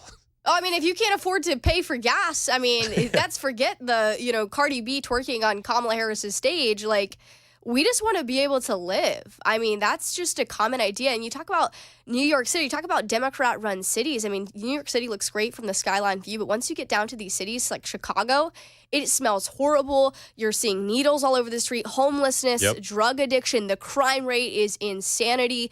And so you look at these Democrat-run cities, what do they look like? It's chaos, mass chaos. And so Gen Z is looking at that thinking, okay, what did Donald Trump do when he was president for the last 4 years? What has Joe Biden and Kamala Harris done for the last 4 years? They've gotten us into endless wars. I mean, with the disgraceful withdrawal from Afghanistan, killing 13 of our soldiers. Yep. So, I mean, this has just been lie after lie. They've manipulated us specifically, I mean, decades upon decades, but for the last 4 years, Gen Z has really been able to see what's happening. So I think Gen Z is just fed up. Yeah, Gen Z's been radicalized, and I think you guys really have your fingers on the pulse. And I think one of the biggest ways is that you haven't been indoctrinated by the liberal media, by the mainstream legacy media. Your generation has really turned away from that. I don't even think you ever watched. Like, have you ever watched ABC News Tonight? Like, I mean, you might have, because you're a glutton for punishment like me. But your generation is just like, no, we'll learn about it a different way. We'll dive down our own rabbit holes and go do research. And you're super connected. I mean, you know all of the biggest Gen Z influencers down the line, from Bo Loudon to Barron Trump. Like, what has that been like for you, watching this generation kind of come into age? I do want to say this as well before I answer that fully. you see how the left has constantly been attacking like President Trump. And I think over this last year and a half, the way that they have smeared him, called him a Nazi, compared him to Hitler. I mean, they have tried to assassinate him. They have indicted him, impeached him. They're all of these things that they have done to President Trump. They call us the threat to democracy. They've called January 6ers domestic terrorist. And so we're seeing all this play out. And then you see on the DNC stage where Barack Obama is saying if Donald Trump gets elected, he's going to go after his political opponents. And Gen Z is just watching like, wait a second, aren't you the one that's going after your political opponent right now? Like, what has President Trump done to you guys? And Joe Rogan made the point, it's like the game has passed you by because you can say that and we can just put up that video on YouTube and then put the other video right next to it and then you can make up your own mind on what's really going on. Yeah. And it's been wild to see. The book is called Last Chance to Save Our Republic. You can pre-order it now. Hannah Faulkner is in studio. She's the author of the book. You're only 17. 17. Why, if I'm an adult and I'm looking into grabbing a book, why do I want to hear from you? What angles are different? What style is different with you? Yeah, well, I mean, Ben Franklin said, or Thomas Jefferson said, the best defense against tyranny is an educated society. And I think, even with Christmas coming up, the best gift you could give a family member is the ability to educate yourself and how to defend your family from a tyrannical government right now. And, throughout the book, yes, I'm 17, but I'm not coming at this, from a 17-year-old's perspective or a teenager's perspective. This is just the raw truth of what's happened. What happened under the Soviet Union? What happened under Mao's Cultural Revolution? What's happening right now? How did the family unit become broken? How did the feminist movement break down the family? We, go through all of these ideologies. And then I end the book off with my message to Gen Z. So while this book, I believe every parent should buy this for their kids, for their young, children, I think every parent should read this because we talk about the threats that social media, the threats that pornography are having to young people. And I think it would be just a parenting manual, honestly, for parents. So anybody at any age, this is for anyone really should read this. Well, and I will go on record and I say, the book industry is so weird, man. A lot of people don't write their own books, but so full disclosure, my daughter Kennedy is really good friends with your youngest sister Sarah, and they do plays together. And we've known the Faulkners for a long time. But I heard of you before they linked up. They linked up organically on their own. But I have come over to your home to pick up my daughter, and I've seen you writing your own book, which is refreshing because you can buy books from big names, and there is no guarantee that they even wrote it themselves. Yeah. Yeah, no, everything I wrote, I spent hours till 3 a.m. Writing that many days. I'd be up till 3 a.m. My dad's like, you need to come to bed. I'm like, nope, this is really, I'm engraved in this topic. We got to finish this. I'm in the zone. So when you're talking to Gen Zers, what are the biggest issues that are facing that generation coming up next? Well, I think, first and foremost, these ideologies that are in public education, what these things that they're perverting their minds with, if you don't feel like you're born in the right body. And I was saying this the other day, Adam Mockler, I have him on my show often to debate. He's a far leftist. He voted for Joe Biden, voted for Kamala Harris. We have him on to debate. And I asked him, I told him, I said, you claim to be, for all of these things. And he was like, we were talking about abortion. He's like, well, I've never seen what an abortion looks like. And I'm like, okay, so you guys are telling me right now that you have never seen what an abortion looks like, but you will defend this to the end. There's so many of them like that. Yeah. If you ever want to watch an abortion on an ultrasound, it's going to scar you forever. Yeah. You see the baby running away from the instruments. It's awful. It's absolutely awful. Well, and here's the biggest problem I have with them is they'll say, if you show them the pictures, if you show them the videos, they'll say, well, that's violent and inappropriate. I don't want to see it. Explain to me how the act of murdering a child is safe and normal and okay, but the pictures and the videos are violent and inappropriate, right? It's all hypocrisy. I mean, everything the left is standing on is total hypocrisy. But the greatest threat, I believe, facing Generation Z and the next generations, I would say number one is the lack of biblical influence. I mean, this is the most biblically illiterate generation. We have completely removed God from the schools. Yep. We've removed God from the homes. I mean, that's where it started, is we removed God from the home first. And so parents listening right now, they've got to start educating their children on the why behind the what. Take your kids to church. Yep. Talk to them about what's happening in our country right now. I mean, so many families are broken because they're separated. Everybody's in a different room. Like, sit down with your kids. I know you do this with your kids often. Yep. You talk to them. You have a relationship with them. That's the most important thing that you could do as a parent, is just have a relationship with your kids, connect with them. I practice brutal honesty with my daughter. And anybody's heard Kennedy on the show. It's like, I try to be as brutally honest about anything. So, hey, Dad, what happened to JFK? And I'll be like, well, it depends on who you ask. But some people say the CIA. Some people say it was other foreign agencies. Some people say it was just one guy. Yeah. Do your own research. But just brutal honesty. Yeah. And when you have those moments where the questions come up, lean into it. Yeah. Well, I think so often parents are like, I don't want to talk about it, too busy. It's like, brush it off. And so your kids, especially at a young age, they're yearning for you to talk to them. They want to have that relationship. They want you to answer their questions, and they want to learn.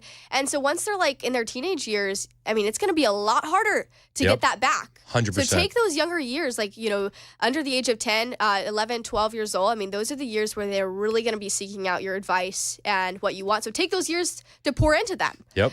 Because, once they're in their teenage years, it's going to be really hard to kind of start over. Yeah, you're absolutely right. Hannah Faulkner, she's got a new book out. You can pre-order it now. Last Chance to Save Our Republic. Where can we pre-order the book? Yeah, so cultureof1776.com is my website. That might be the easiest way. It'll take cultureof1776.com. Yes. Cultureof1776.com. Yes. Or you can just go to Amazon, Last Chance to Save Our Republic. It's in almost any bookstore you can get it. So I love it. Congratulations on the book. I know you've been working your butt off on it, and it shows. You also host a show. Yes, the Hannah Faulkner Show. It's on Rumble. We air it 5 days a week. Have several different guests on every week, so it's exciting. Cool. And where can we find you on Twitter? Hannah F1776. Hannah F1776, and it's Hannah with an H on the end. HANNAH. Yes. Hannah F1776. Hannah Faulkner is my guest. Her book, The Last Chance to Save Our Republic, definitely a good stocking stuffer. Pre-ordered it at cultureof1776.com. Hannah, thank you so much for coming in. Thank you so much. I appreciate it. It is 10:53 on Super Talk 99.7 WTN.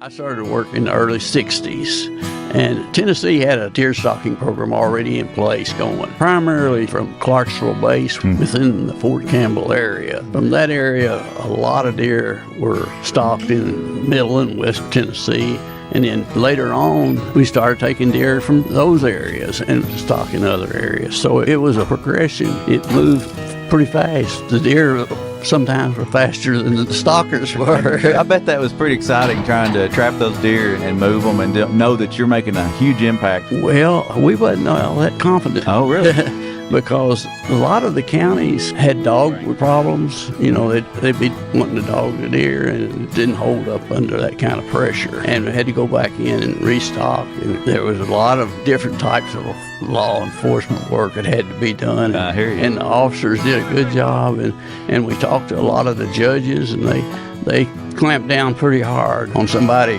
poaching deer out there. Back then, we only put out 15 or 20 deer. It was critical. In fact, at that time, it could cost you your truck. Yeah. It's an amazing success story. You hear folks saying, well, we didn't see a deer when I was a kid, and now you just have to walk out your back door and you got in a subdivision grazing or driving down the interstate highways or whatever, you see a deer just about every day.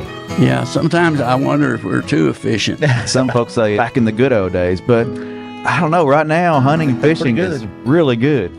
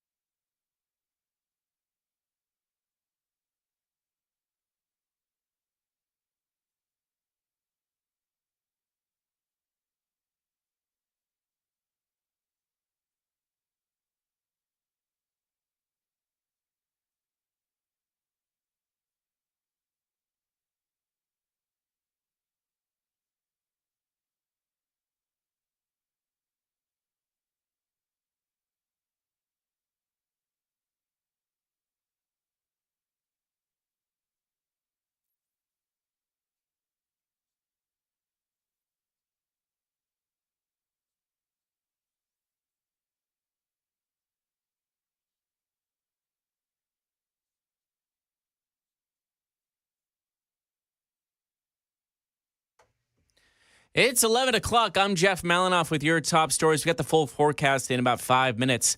More support for President-elect Donald Trump's plan to dismantle the U.S. Department of Education. It comes from Tennessee State Representative Scott Sapicki, who tells Dan Manis on a show.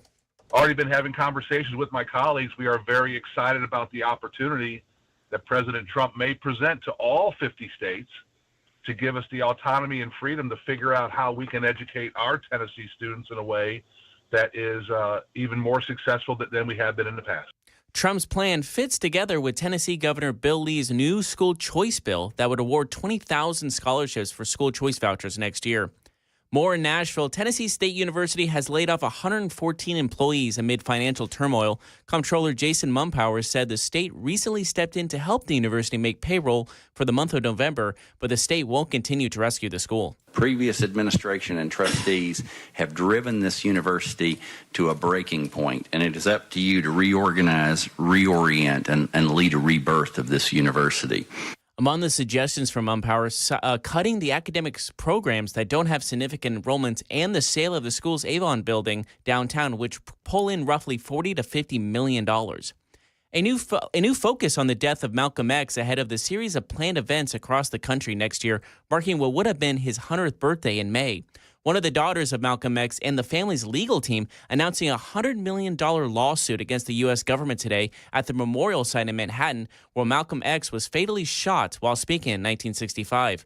During a news conference this morning, Malcolm X's daughter and her attorneys saying that the new evidence would prove the NYPD, FBI, and CIA conspired to assassinate Malcolm X. We seek justice for the assassination of our father, and that the truth will be recorded in history. That's the latest news. Weather is next. I'm Jeff Malinoff, WTN News.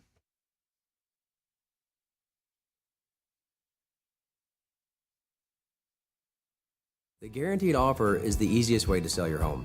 It's really simple. We bring you an all-cash offer. You close in as little as 21 days. No home inspections, no lockboxes, no open houses. Go to markspain.com to get a guaranteed offer and start packing.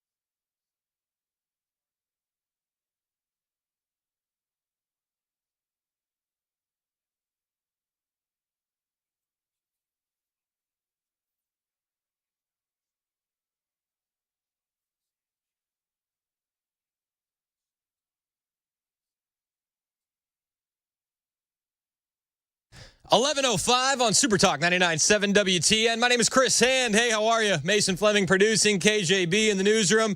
And thanks to our guest, Hannah Faulkner. She's fantastic, brilliant young lady. If you want to get that book, a lot of people have been asking about the website, cultureof1776.com. And the book is titled Last Chance to Save Our Republic. Big fan of Hannah. Big fan. So she gives us hope. She gives us hope. Yeah, just hearing the knowledge that she spoke during your show, during that interview, makes me think I need to get caught up on a lot of topics. She drops gems. She makes me feel the same way. Yeah. Like, you can learn a lot. You can learn a lot. Hannah is she's one of the good ones. So cultureof1776.com if you want to get that new book. Thank you, Hannah. We got a lot of people upset about the Trump cabinet, which it's got to mean something, right? Like it's probably pretty good. Probably pretty good. When you pay attention to the convention, it actually gives you a lot of hope. A lot of people say, nobody's going to get through. Matt Gaetz isn't going to get through. RFK is not going to get through. And John Thune was asked. John Thune, Senate Majority Leader Thune, was asked, will Matt Gaetz get through the nomination process? And finally, just back to those appointments. Do you think Matt Gaetz can get through? Well, I don't know the answer to that just yet. I mean, obviously, as you point out, there certainly are some skeptics, but he deserves a process. RFK Jr., do you think he can get through? Same answer? They deserve a process, yeah. I mean, so he's not. You can listen to him, and he's like, "Well, they deserve the process." He's not saying, "Yeah, they're going to get through." It's kind of like, bro, we need you to say, "Yeah, they're going to get through." Like this is what the American people want. This is what we signed up for. You need to get them through. I mean, there are nominees that the president has put forward, and the Senate has the role of advise and consent under the Constitution. So they deserve a hearing, and we'll proceed accordingly if these become official noms. And if you were to bet, would you have to do recess appointments? You're saying yes or no? Would you say? Well, I hate to say yes or no because I think that's still an open question. My view is we want to do this the regular way and give the Democrats a chance to work with us on getting people in place. And the first ones that are going to come up are the national security, and I hope the Democrats will work with us on defense and CIA and NSA and some of those and state. But if they become obstacles and obstructionists to moving these along, I mean, we're going to grind them out on the floor of the United States Senate. I just said we're not taking any options off the table. So it's not a no. He doesn't give me too much confidence. But I will say this: I think whatever happens, however it happens, we're going to have RFK in charge of HHS, and we're going to have Matt Gaetz as Attorney General. It's either going to be by successful Senate confirmation, or it's going to be forced recess appointments, or they'll be appointed acting X. Like deal with it. This is what the American people want. This is what the American people signed up for. Kevin McCarthy is making the rounds. I don't know. Part of me was like, should I even play this? Does anybody really care what Kevin McCarthy says? But he said he liked all the Trump picks except one. Can you guess which one it is? I think you could probably guess. Choices are very good except one. Look, Gaetz won't get confirmed. Everybody knows that. But when you okay, nobody cares, Kevin. Nobody cares. Go home. Go home. Go retire. Go retire. The number 2 guy in Senate leadership, John Barrasso, he's going on record saying that the Matt Gaetz pick for AG was a bold decision by Donald J. Trump. 24 hours has been the nomination of Matt Gaetz to be Attorney General. Will he get confirmed? But he'll certainly have a fair hearing, and people will have a chance to vote. What I want to do, and I specifically with this, and you would expect the president to make bold decisions and appointments. Look what happened to the president over the last 4 years. Yep. We have seen the Justice Department in this administration weaponized, politicized. They've dragged President Trump through the court repeatedly.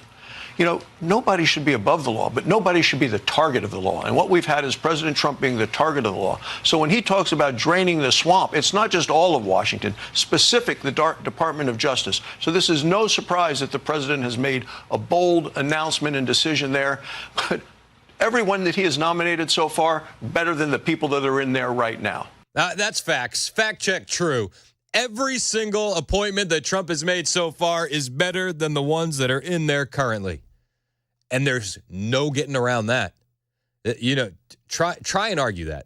Try and argue that. You just can't. You know, it's funny. You can watch the memes online.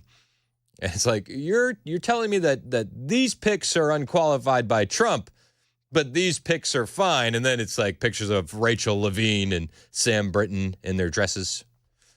Yeah. Okay. All right. Yeah. Keep telling us this. Keep telling us this. I will say something, though. Something that really does piss me off is how many on the right are just really crapping all over some of these decisions, in particular Matt Gaetz. Trey Gowdy and Brian Kilmeade were on Fox News, and they were dumping on Gaetz. They were. And I just look at these two, and I'm like, what a bunch of losers. Hey, Trey, maybe had you done your job back in the day, we wouldn't have to be here right now. Maybe. But Gowdy and Kilmeade were downing and trashing Matt Gaetz on Fox News yesterday morning. The more you get to know Pete Hegseth and Tulsi Gabbard, the more you're going to like her. The more you get to know Matt Gaetz, the less you're going to like him. I'm going to be really surprised if he can get confirmed. Right.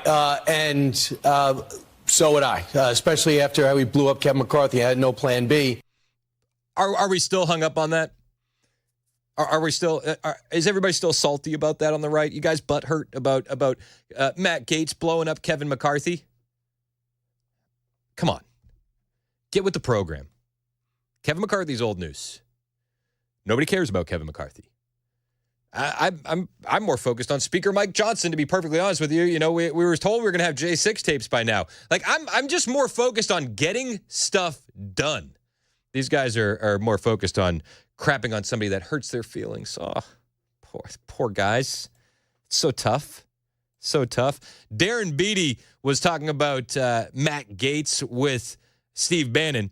And he says, listen, you know, you can hear these guys upset on the left and the right, and it's because they know what's coming. Well, they're terrified. And I have to say, they're terrified across the board, but I don't think anything compares to the seismic reaction to the Matt Gaetz appointment. I mean, if you want to, this is how you want the corrupt, filthy, and criminal system to react to an appointment. Yep. They all know they're guilty, and they all know what's coming. You know, saying the DOJ, this is the epicenter of the swamp in many ways, because yes, there's been malfeasance across the board, across the bureaucracies. But in the case, you know, you kind of expect the intelligence world to be dirty. We just want them to be dirty for once on behalf of American interests. Is that right? I mean, listen. You want to do slimy stuff, like at least if it benefits America. I remember this is a couple months back. I was talking with somebody, and we were at one of the Turning Point events, and we're backstage, we're joking around. I was like, you know, talking about that Iraq war. It's like, I'm not a huge fan of it, but could we have at least taken the oil? You know, like could it have benefited us in some way, any way at all? No benefits for the American people. It seems like the ruling class never has any benefits for the American people. But, you know, we're gonna see Matt Gaetz as Attorney General. I do believe that. Catherine Leavitt was on Fox News, and she's like, guys, you know, Matt Gaetz, he's going to put an end to this corruption, and he's going to be nominated. Deal with it. You know, I go back to the clip of Thomas Massey. He's walking away from reporters, going up an escalator. Do you believe Matt Gaetz will be confirmed? He says, suck it up. Recess appointments. I love it. And Matt Gaetz, he's the guy for the job. You know, there's all these clips going around the internet of Matt Gaetz and why, you know, these swamp creatures are afraid of him.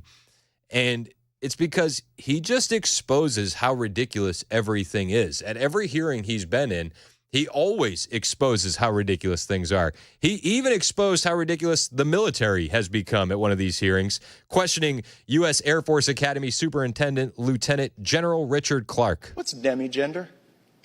Sir, that's a term of the people that are eligible for that particular scholarship that is available to. It's a person who looks at their gender in a different way than I do, sir. Well, sure, that's all of these people. You're a cisgender man. You don't even get to apply. Well, Do you know what demigender really means? I'm not really sure, sir. Right. So do you know what agender means? All one word, not a space gender, but agender. Sir, I don't. Right. So here we are pushing a fellowship, calling for people that you don't even know what the words mean. And the number one group of people, the cisgender men, are excluded. Now, in the name of diversity, equity, and inclusion, should we be pushing programs that we can't define that exclude the largest group of service members? I mean, these are questions that we need answers for. You know, and this is another reason I like Matt Gaetz' AG. He's not putting up with the BS. It's another reason why I like Pete Hegseth, because he's going to get this woke DEI stuff out of the military. I love it. And you know, when you talk about Pete Hegseth, it's just like you can go pick by pick by pick, the meltdowns for people. Pete Hegseth, you got the former NAACP president, Sherilyn Phil. She's saying that he is, and this is news to me. I'm actually stunned and shocked by this. Pete Hegseth, he's a white supremacist. This is someone who, is known to be a white supremacist, known to be an extremist, whose book is basically about his opposition to the advancement of black officers to the top brass. It's just, it is insane. And can these people be sued for slander and libel? I mean, let's be honest. He's a known white supremacist. A known white supremacist. They've been decoding Pete Hegseth's tattoos online, trying to prove that he's a Nazi. And listen, maybe this would have held some weight, but it's like everybody's a Nazi. If everybody's a Nazi, nobody's a Nazi. Pete Hegseth, he's a known white supremacist. His book is it's all about stopping the advancement of colored people. It's like, what? What are you talking about? His book is about restoring meritocracy to the military, as opposed to, DEI appointments. But, hey, when the left melts down, it tells you it's the right pick. It's the right pick. Donald Trump is also moving to create a warrior board of retired generals to remove woke military leaders, according to a report. I am all for it. And the DOD, I mean, they're just panicked from Pete Hegseth. Breitbart has a story that the Pentagon is scrambling to wipe evidence of DEI as Trump readies to fire woke generals. The Pentagon is in absolute disarray, with generals scrambling due to the incoming Trump administration's plan to fire woke senior military leaders who prioritized diversity, equity, and inclusion over combat readiness, according to sources. They're trying to get rid of the evidence so they can hang on to their jobs. Slimeballs. When you try to get rid of the evidence, what you're really showing is that you knew you were doing something wrong all along. Interesting, huh? I thought these were things that we were supposed to be proud of. And if you're proud of it and you stand by it, why would you get rid of the evidence? Why would you get rid of the evidence? The Harris campaign, they're trying to fundraise off of some of these picks. They're definitely trying to fundraise off of the Gaetz nomination. She's like, what's the campaign? Like $18-20 million in debt? Thank goodness this woman didn't win. You start with $1 billion. You got 3 months. You end up with -20. Nailed it. Nailed it. There was a fundraising email yesterday from the Harris campaign, and they're pleading for donor cash, and they say Gaetz is the same man who remains the subject of an ongoing House Ethics Committee investigation.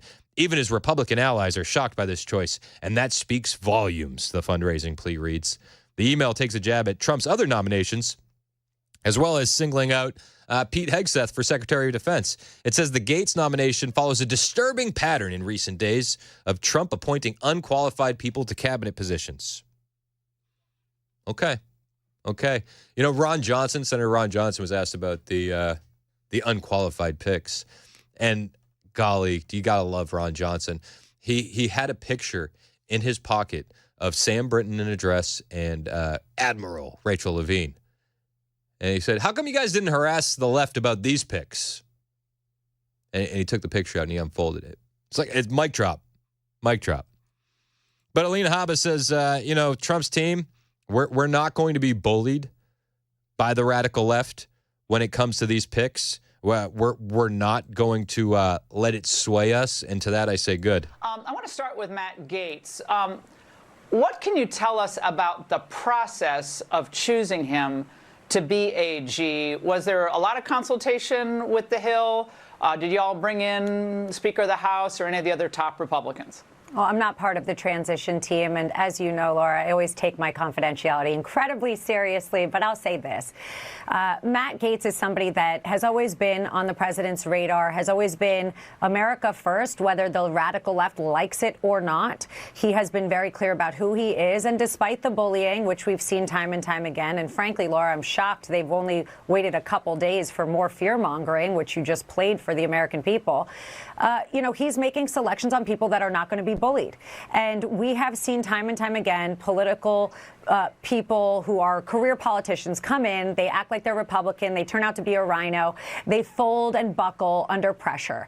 These people, his selections, they're not that. And that might be frightening to the CNNs and MSNBCs and the people that put up charts and say that they will not respect the rule of law, the Constitution, and the separation of powers.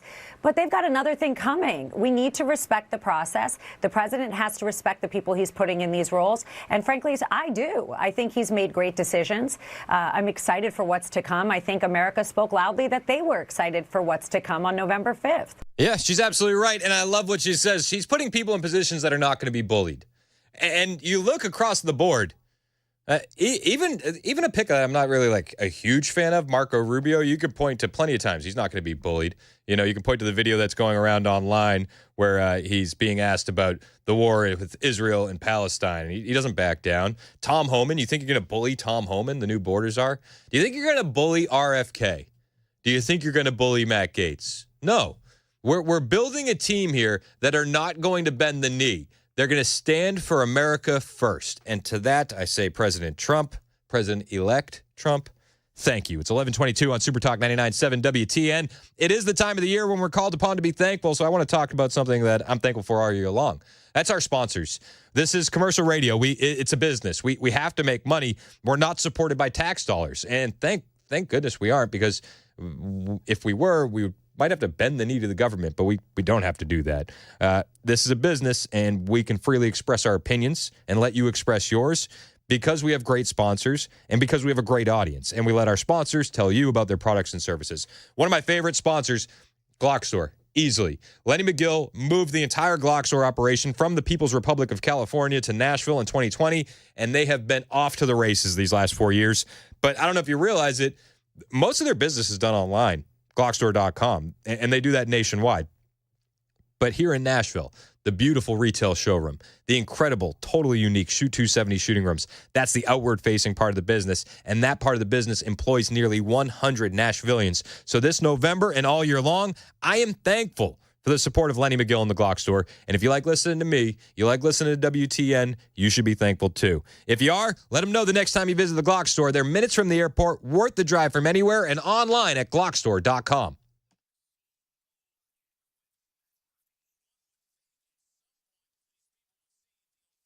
Did you know you're overpaying for your health and wellness products?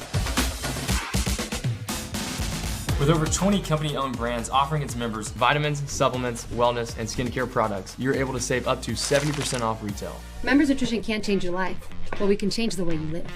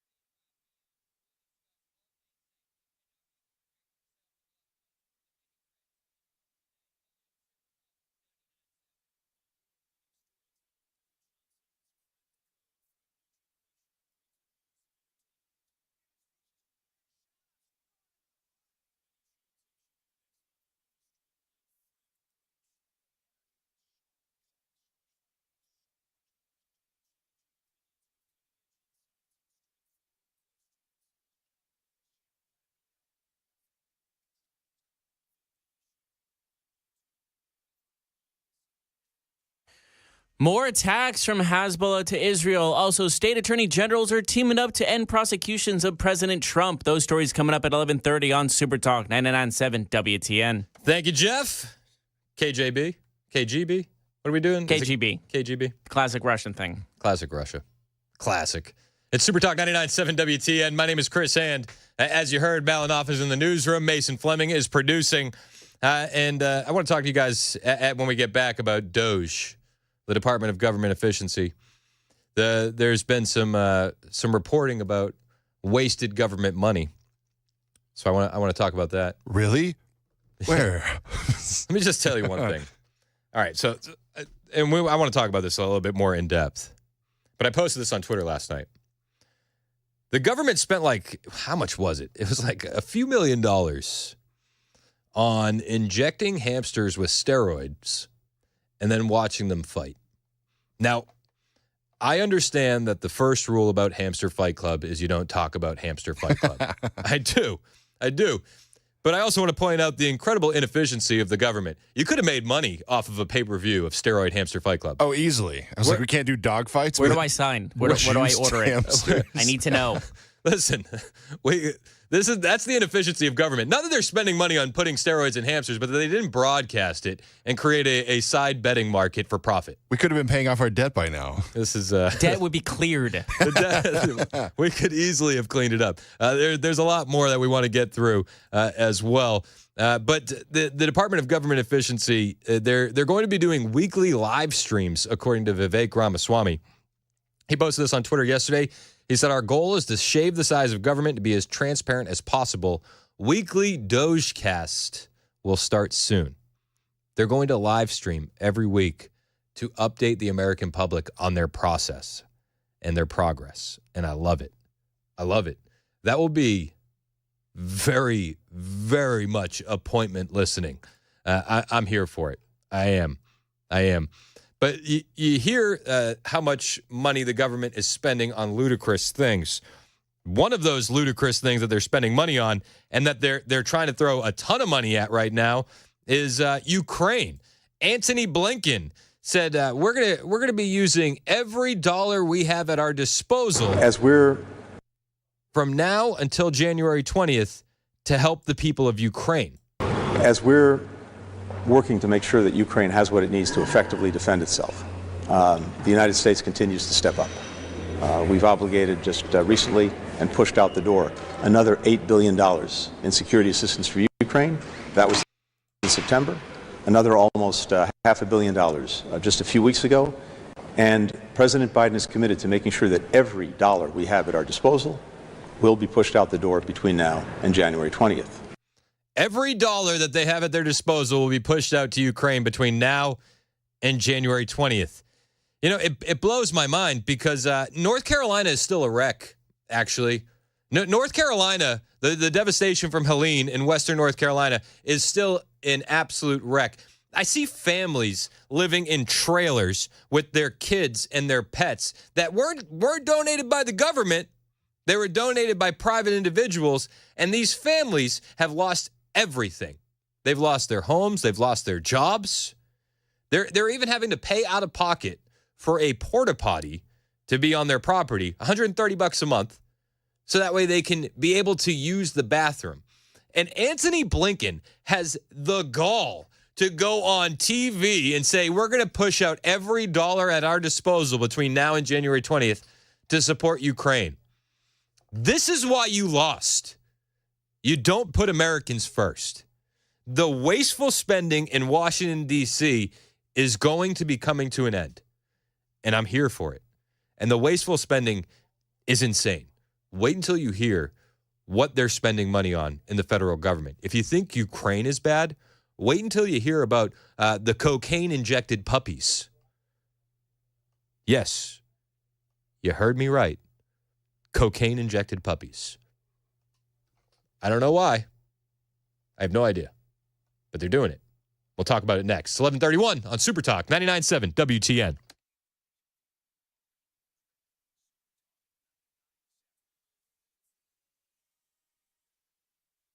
It's 11:30. I'm Jeff Ballen up with your top stories. That full forecast coming in about 5 minutes.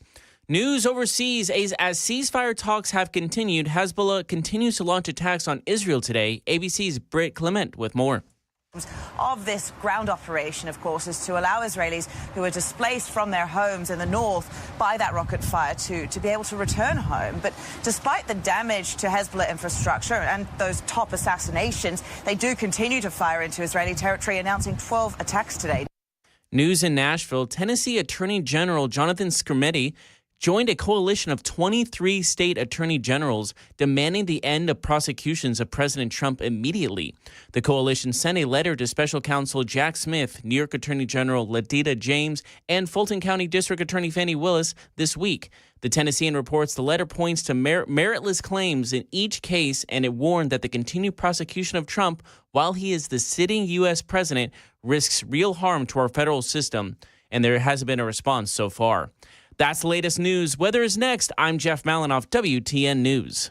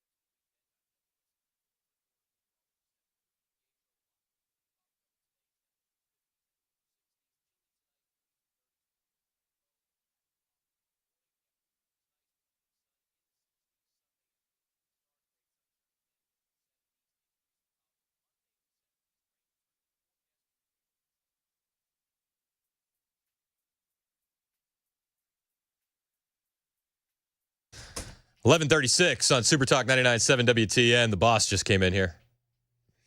It's always scary when the boss comes in. All good things, all good things. He said I went too far on the vaccine stuff with RFK earlier. So he's going to inject you with a sedative. He's got to suspend Dan on Monday. He said he has no other choice but to suspend Mandis on Monday. Yeah, I saw it coming, but it was like, you know what? You need to get the truth out there. I have to. No, I'm just joking. The new guy is he's great, Paul. He's like, nah, dude, it was an awesome segment. So, but he still suspended Mandis for 2 days instead. He's still suspended Mandis. I don't understand why. So I'll be filling in on Monday. No, I'm kidding. It is Super Talk 99.7 WTN. My name is Chris Hand. I like the RFK pick. Even more so than RFK, I think one of the most exciting things about the new Trump administration is the creation of DOGE, the Department of Government Efficiency. The money that this government is wasting is insane. Let's go through it. Now, first and foremost, I would happily watch a steroid hamster fight. Okay, I would. I'm not above it, but it just shows the inefficiency of government. You're not going to put that on pay-per-view? Yeah, I've watched regular hamsters fight, and that's entertaining. All right, so I didn't force them. I want to clarify. They were in their own cages, and they broke out and fought themselves. So nothing on me. How did they get out? Strong hamsters. Mason. Strong hamsters. Strong hamsters. So it's the Festivus report, Rand Paul's annual Festivus report, and it's exposing $482 billion of government spending waste, federal spending waste. So here are some highlights. You ready for this? $31.5 million on luxury cars with COVID funds. Well, I mean, that makes sense. What did we learn during COVID? If you're sitting down, you're safe. And what do you do in cars? You sit. The Department of Defense spent $200,000 on espresso machines.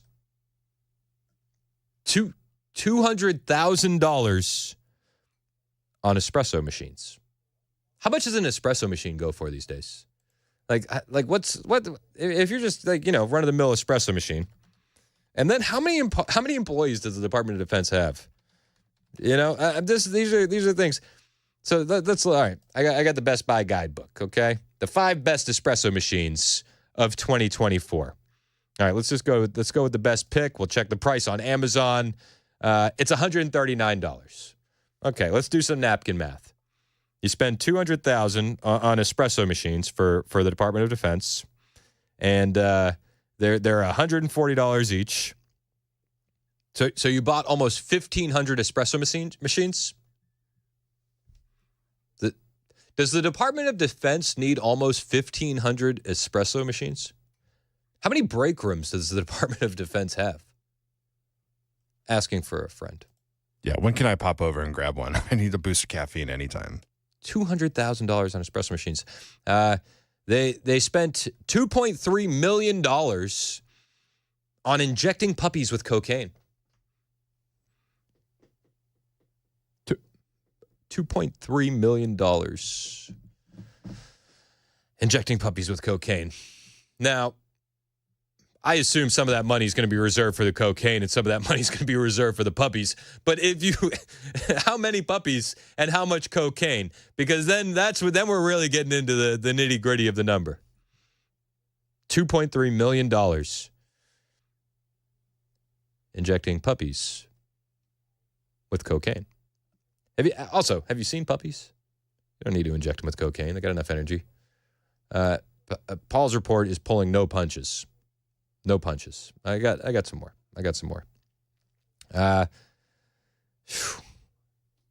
Dr. Fauci spent $33 million on NIH's Monkey Island.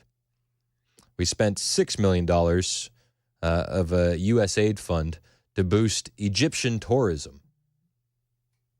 $6 million to boost Egyptian tourism. Okay, all right. The DOD has a lobster tank. $8,000. Here's a good one. They injected monkeys with meth. No clear total on that, but it was a portion of $12 million. So we have, just so we're keeping score at home. What kind of zoo are they running in the federal government? We have steroid-injected hamsters participating in a fight club. We have cocaine-injected puppies, and we have meth-head monkeys. Again, the inefficiency of government. I would go to that zoo. Would you go to that zoo? I think everybody would go to that zoo. It would be worth checking out. There's also a transgender monkey study that Dr. Fauci did. Transgender monkey study. That was $500,000. This zoo is going to be entertaining. You have transgender monkeys that are high on meth and cocaine-injected puppies and steroid-injected hamsters. And people wonder why we need a Department of Government Efficiency. Yeah. So what did he find out? That those things aren't good for those animals and that the monkeys identify as animals? I have no idea. They also had a study of a monkey casino where the monkeys were gambling for drinking water. That's really gambling with your life. No word if that was if they were the transgender methed up monkeys doing the gambling. Was like, I think it's getting addicted to different things just to test the waters or the waters they need. It's pretty wild. It's pretty wild. This is the government also paid dead people about $38 million. Just, no big deal. The Treasury's pot of cash for political campaigns was $400 million. They studied COVID-19 misinformation on social media in black and rural communities. That totaled $3.8 million. I mean, in total, the waste of 2023 was about $900 billion. $900 billion. Now, like we can joke about meth head transgender monkeys all we want, and cocaine injected puppies and steroid injected hamsters, and it's hilarious. We're not allowed to talk about steroid hamster fight club. That's the first rule, but the fact remains that North Carolina is still an absolute wreck, and these people have no relief coming to them. None. They can't count on the government for anything. And we're going to, Anthony Blinken goes on TV and says, we're going to send every dollar at our disposal from now until January 20th to Ukraine. What about the American citizens that need help? Well, in North Carolina, you're on your own. Until you get down here on the ground and see it for yourself, it's hard to believe just how devastated this area still is. In Asheville, they still don't have drinkable water. In towns like Swannanoa, where we are, it's just still a total mess. Now, to put things in perspective, behind him, you can see an overturned trailer, debris everywhere, and flooded out cars. It is an absolute mess. 100,000 people, that's just the estimate, either had very badly damaged or destroyed homes. And we found coming here that many of them still have nowhere to go. Driving around the outskirts of Asheville, it's hard to decide where to even begin. There's just so much hurricane damage, literally everywhere you look. I got a message on X from a woman named Sarah. I want to show you. It says, "Hi, I'm in Swannanoa, North Carolina, one of the hardest hit towns. We lost our home due to the hurricane. We're getting barely any help." Well, let's tell Sarah, don't worry. We're actually shooting up monkeys with meth instead of helping you out. Don't worry. We're studying the effects of steroids on hamsters and how they fight. Don't worry. We're going to send every dollar at our disposal between now and January 20th to Ukraine.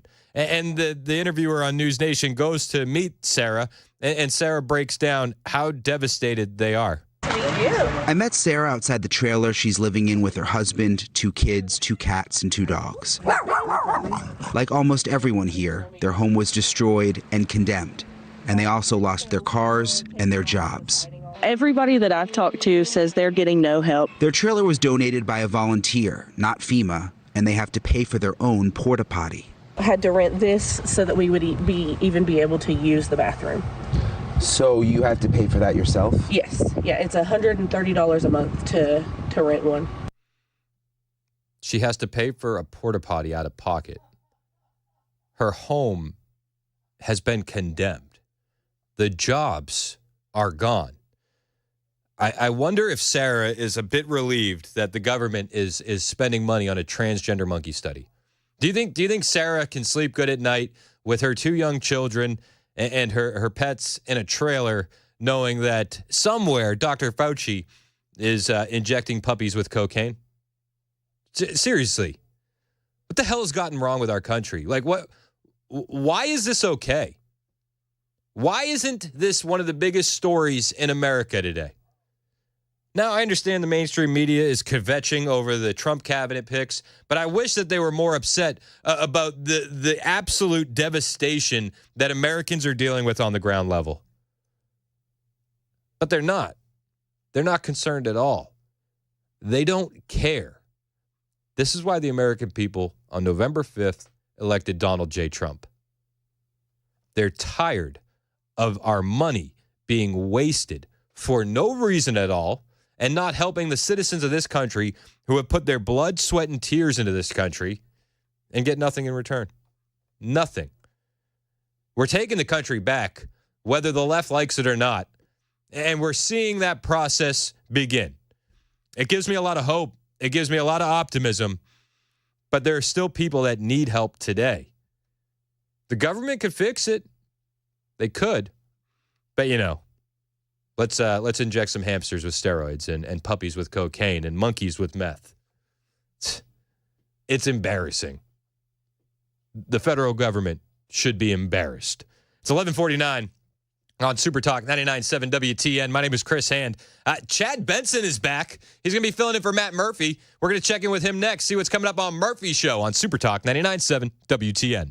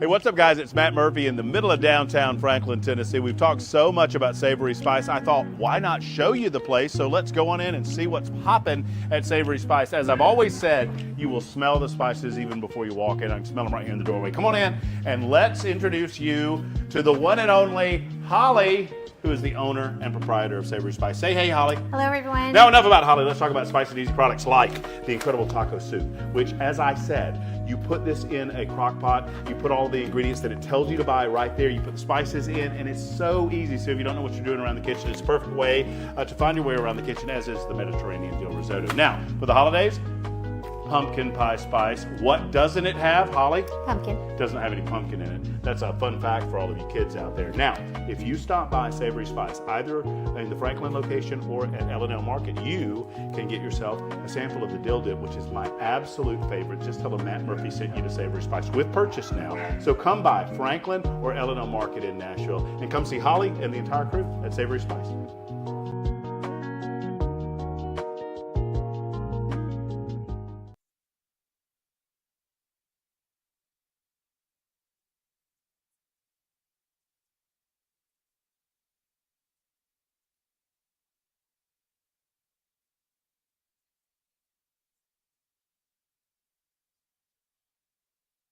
I started work in the early 60s, and Tennessee had a deer stalking program already in place going, primarily from Clarksville base within the Fort Campbell area. From that area, a lot of deer were stalked in middle and west Tennessee, and then later on, we started taking deer from those areas and stalking other areas. So it was a progression. It moved pretty fast. The deer sometimes were faster than the stalkers were. I bet that was pretty exciting trying to trap those deer and move them and know that you're making a huge impact. Well, we wasn't all that confident. Oh, really? Because a lot of the counties had dog problems. You know, they'd be wanting to dog the deer, and it didn't hold up under that kind of pressure. And we had to go back in and restock. And there was a lot of different types of law enforcement work that had to be done. I hear you. And the officers did a good job. And we talked to a lot of the judges, and they clamped down pretty hard on somebody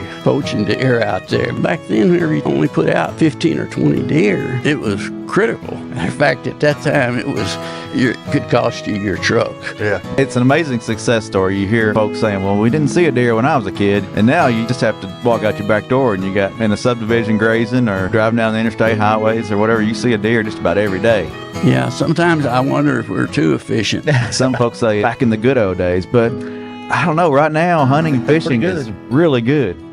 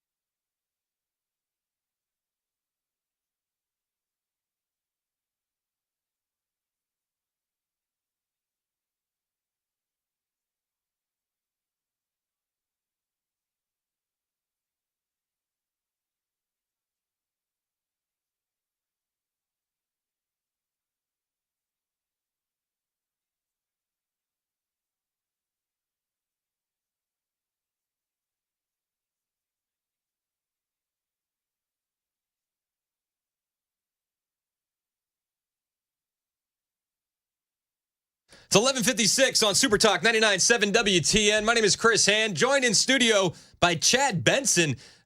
Nobody scared you off. You're back again. I'm back again. I was walking by again, and I'm like, you know what? I'm going to give it another try. I love it. I love it. I thought you sounded great last time, man. I love it, man. It's great. You know, it's like I do all these shows, and it's just neat. I love it. You're on the camera. You're doing the whole 9 yards, which is awesome. The interaction is great. We got a good audience. Yeah. We got a very cool audience. I listened to a little bit of you today. What else you guys talk about?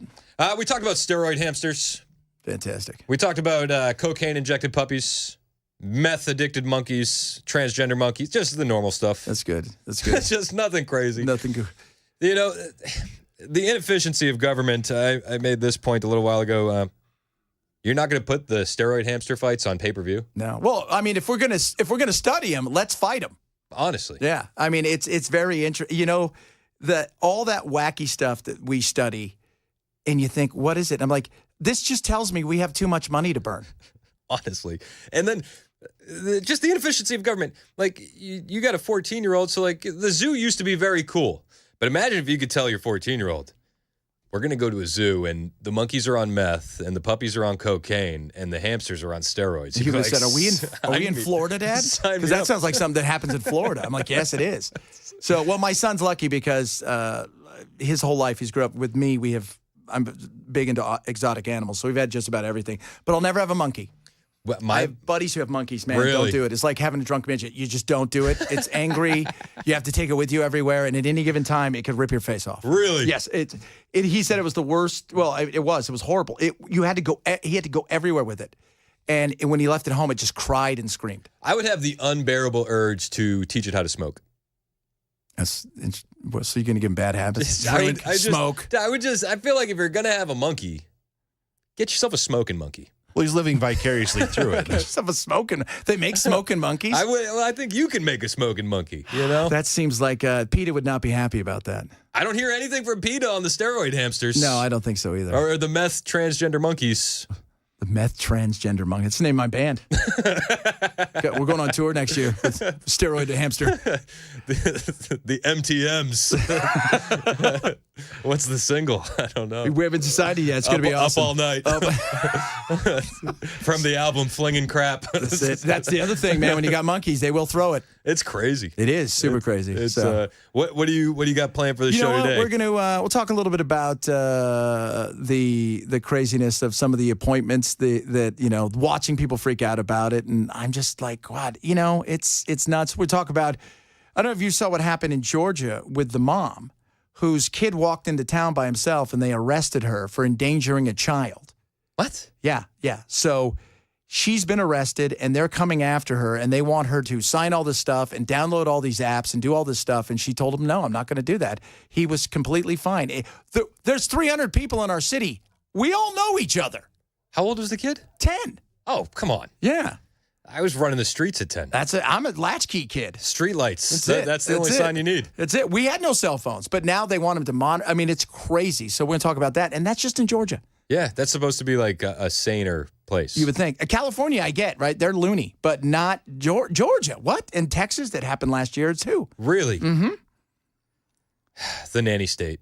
It is. And it's fun because the cop is talking to the lady, and it's recorded, and he's like, I wouldn't let my kid out of my sight. There's so many crazy people out there. And I'm thinking to myself, there's 300 people in this town. We all know each other. We know who the crazy person is. Seems like the crazy people are the cops arresting the mother. That's for it. this. Yeah, absolutely. And so we're going to talk about that. A lot of other stuff, just create the new documentary about Yacht Rock. Okay. I love Yacht Rock. All right. So Chad Benson's in next. Man. In for Murphy. It's 12 o'clock on Super Talk 99.7 WTN. Right on.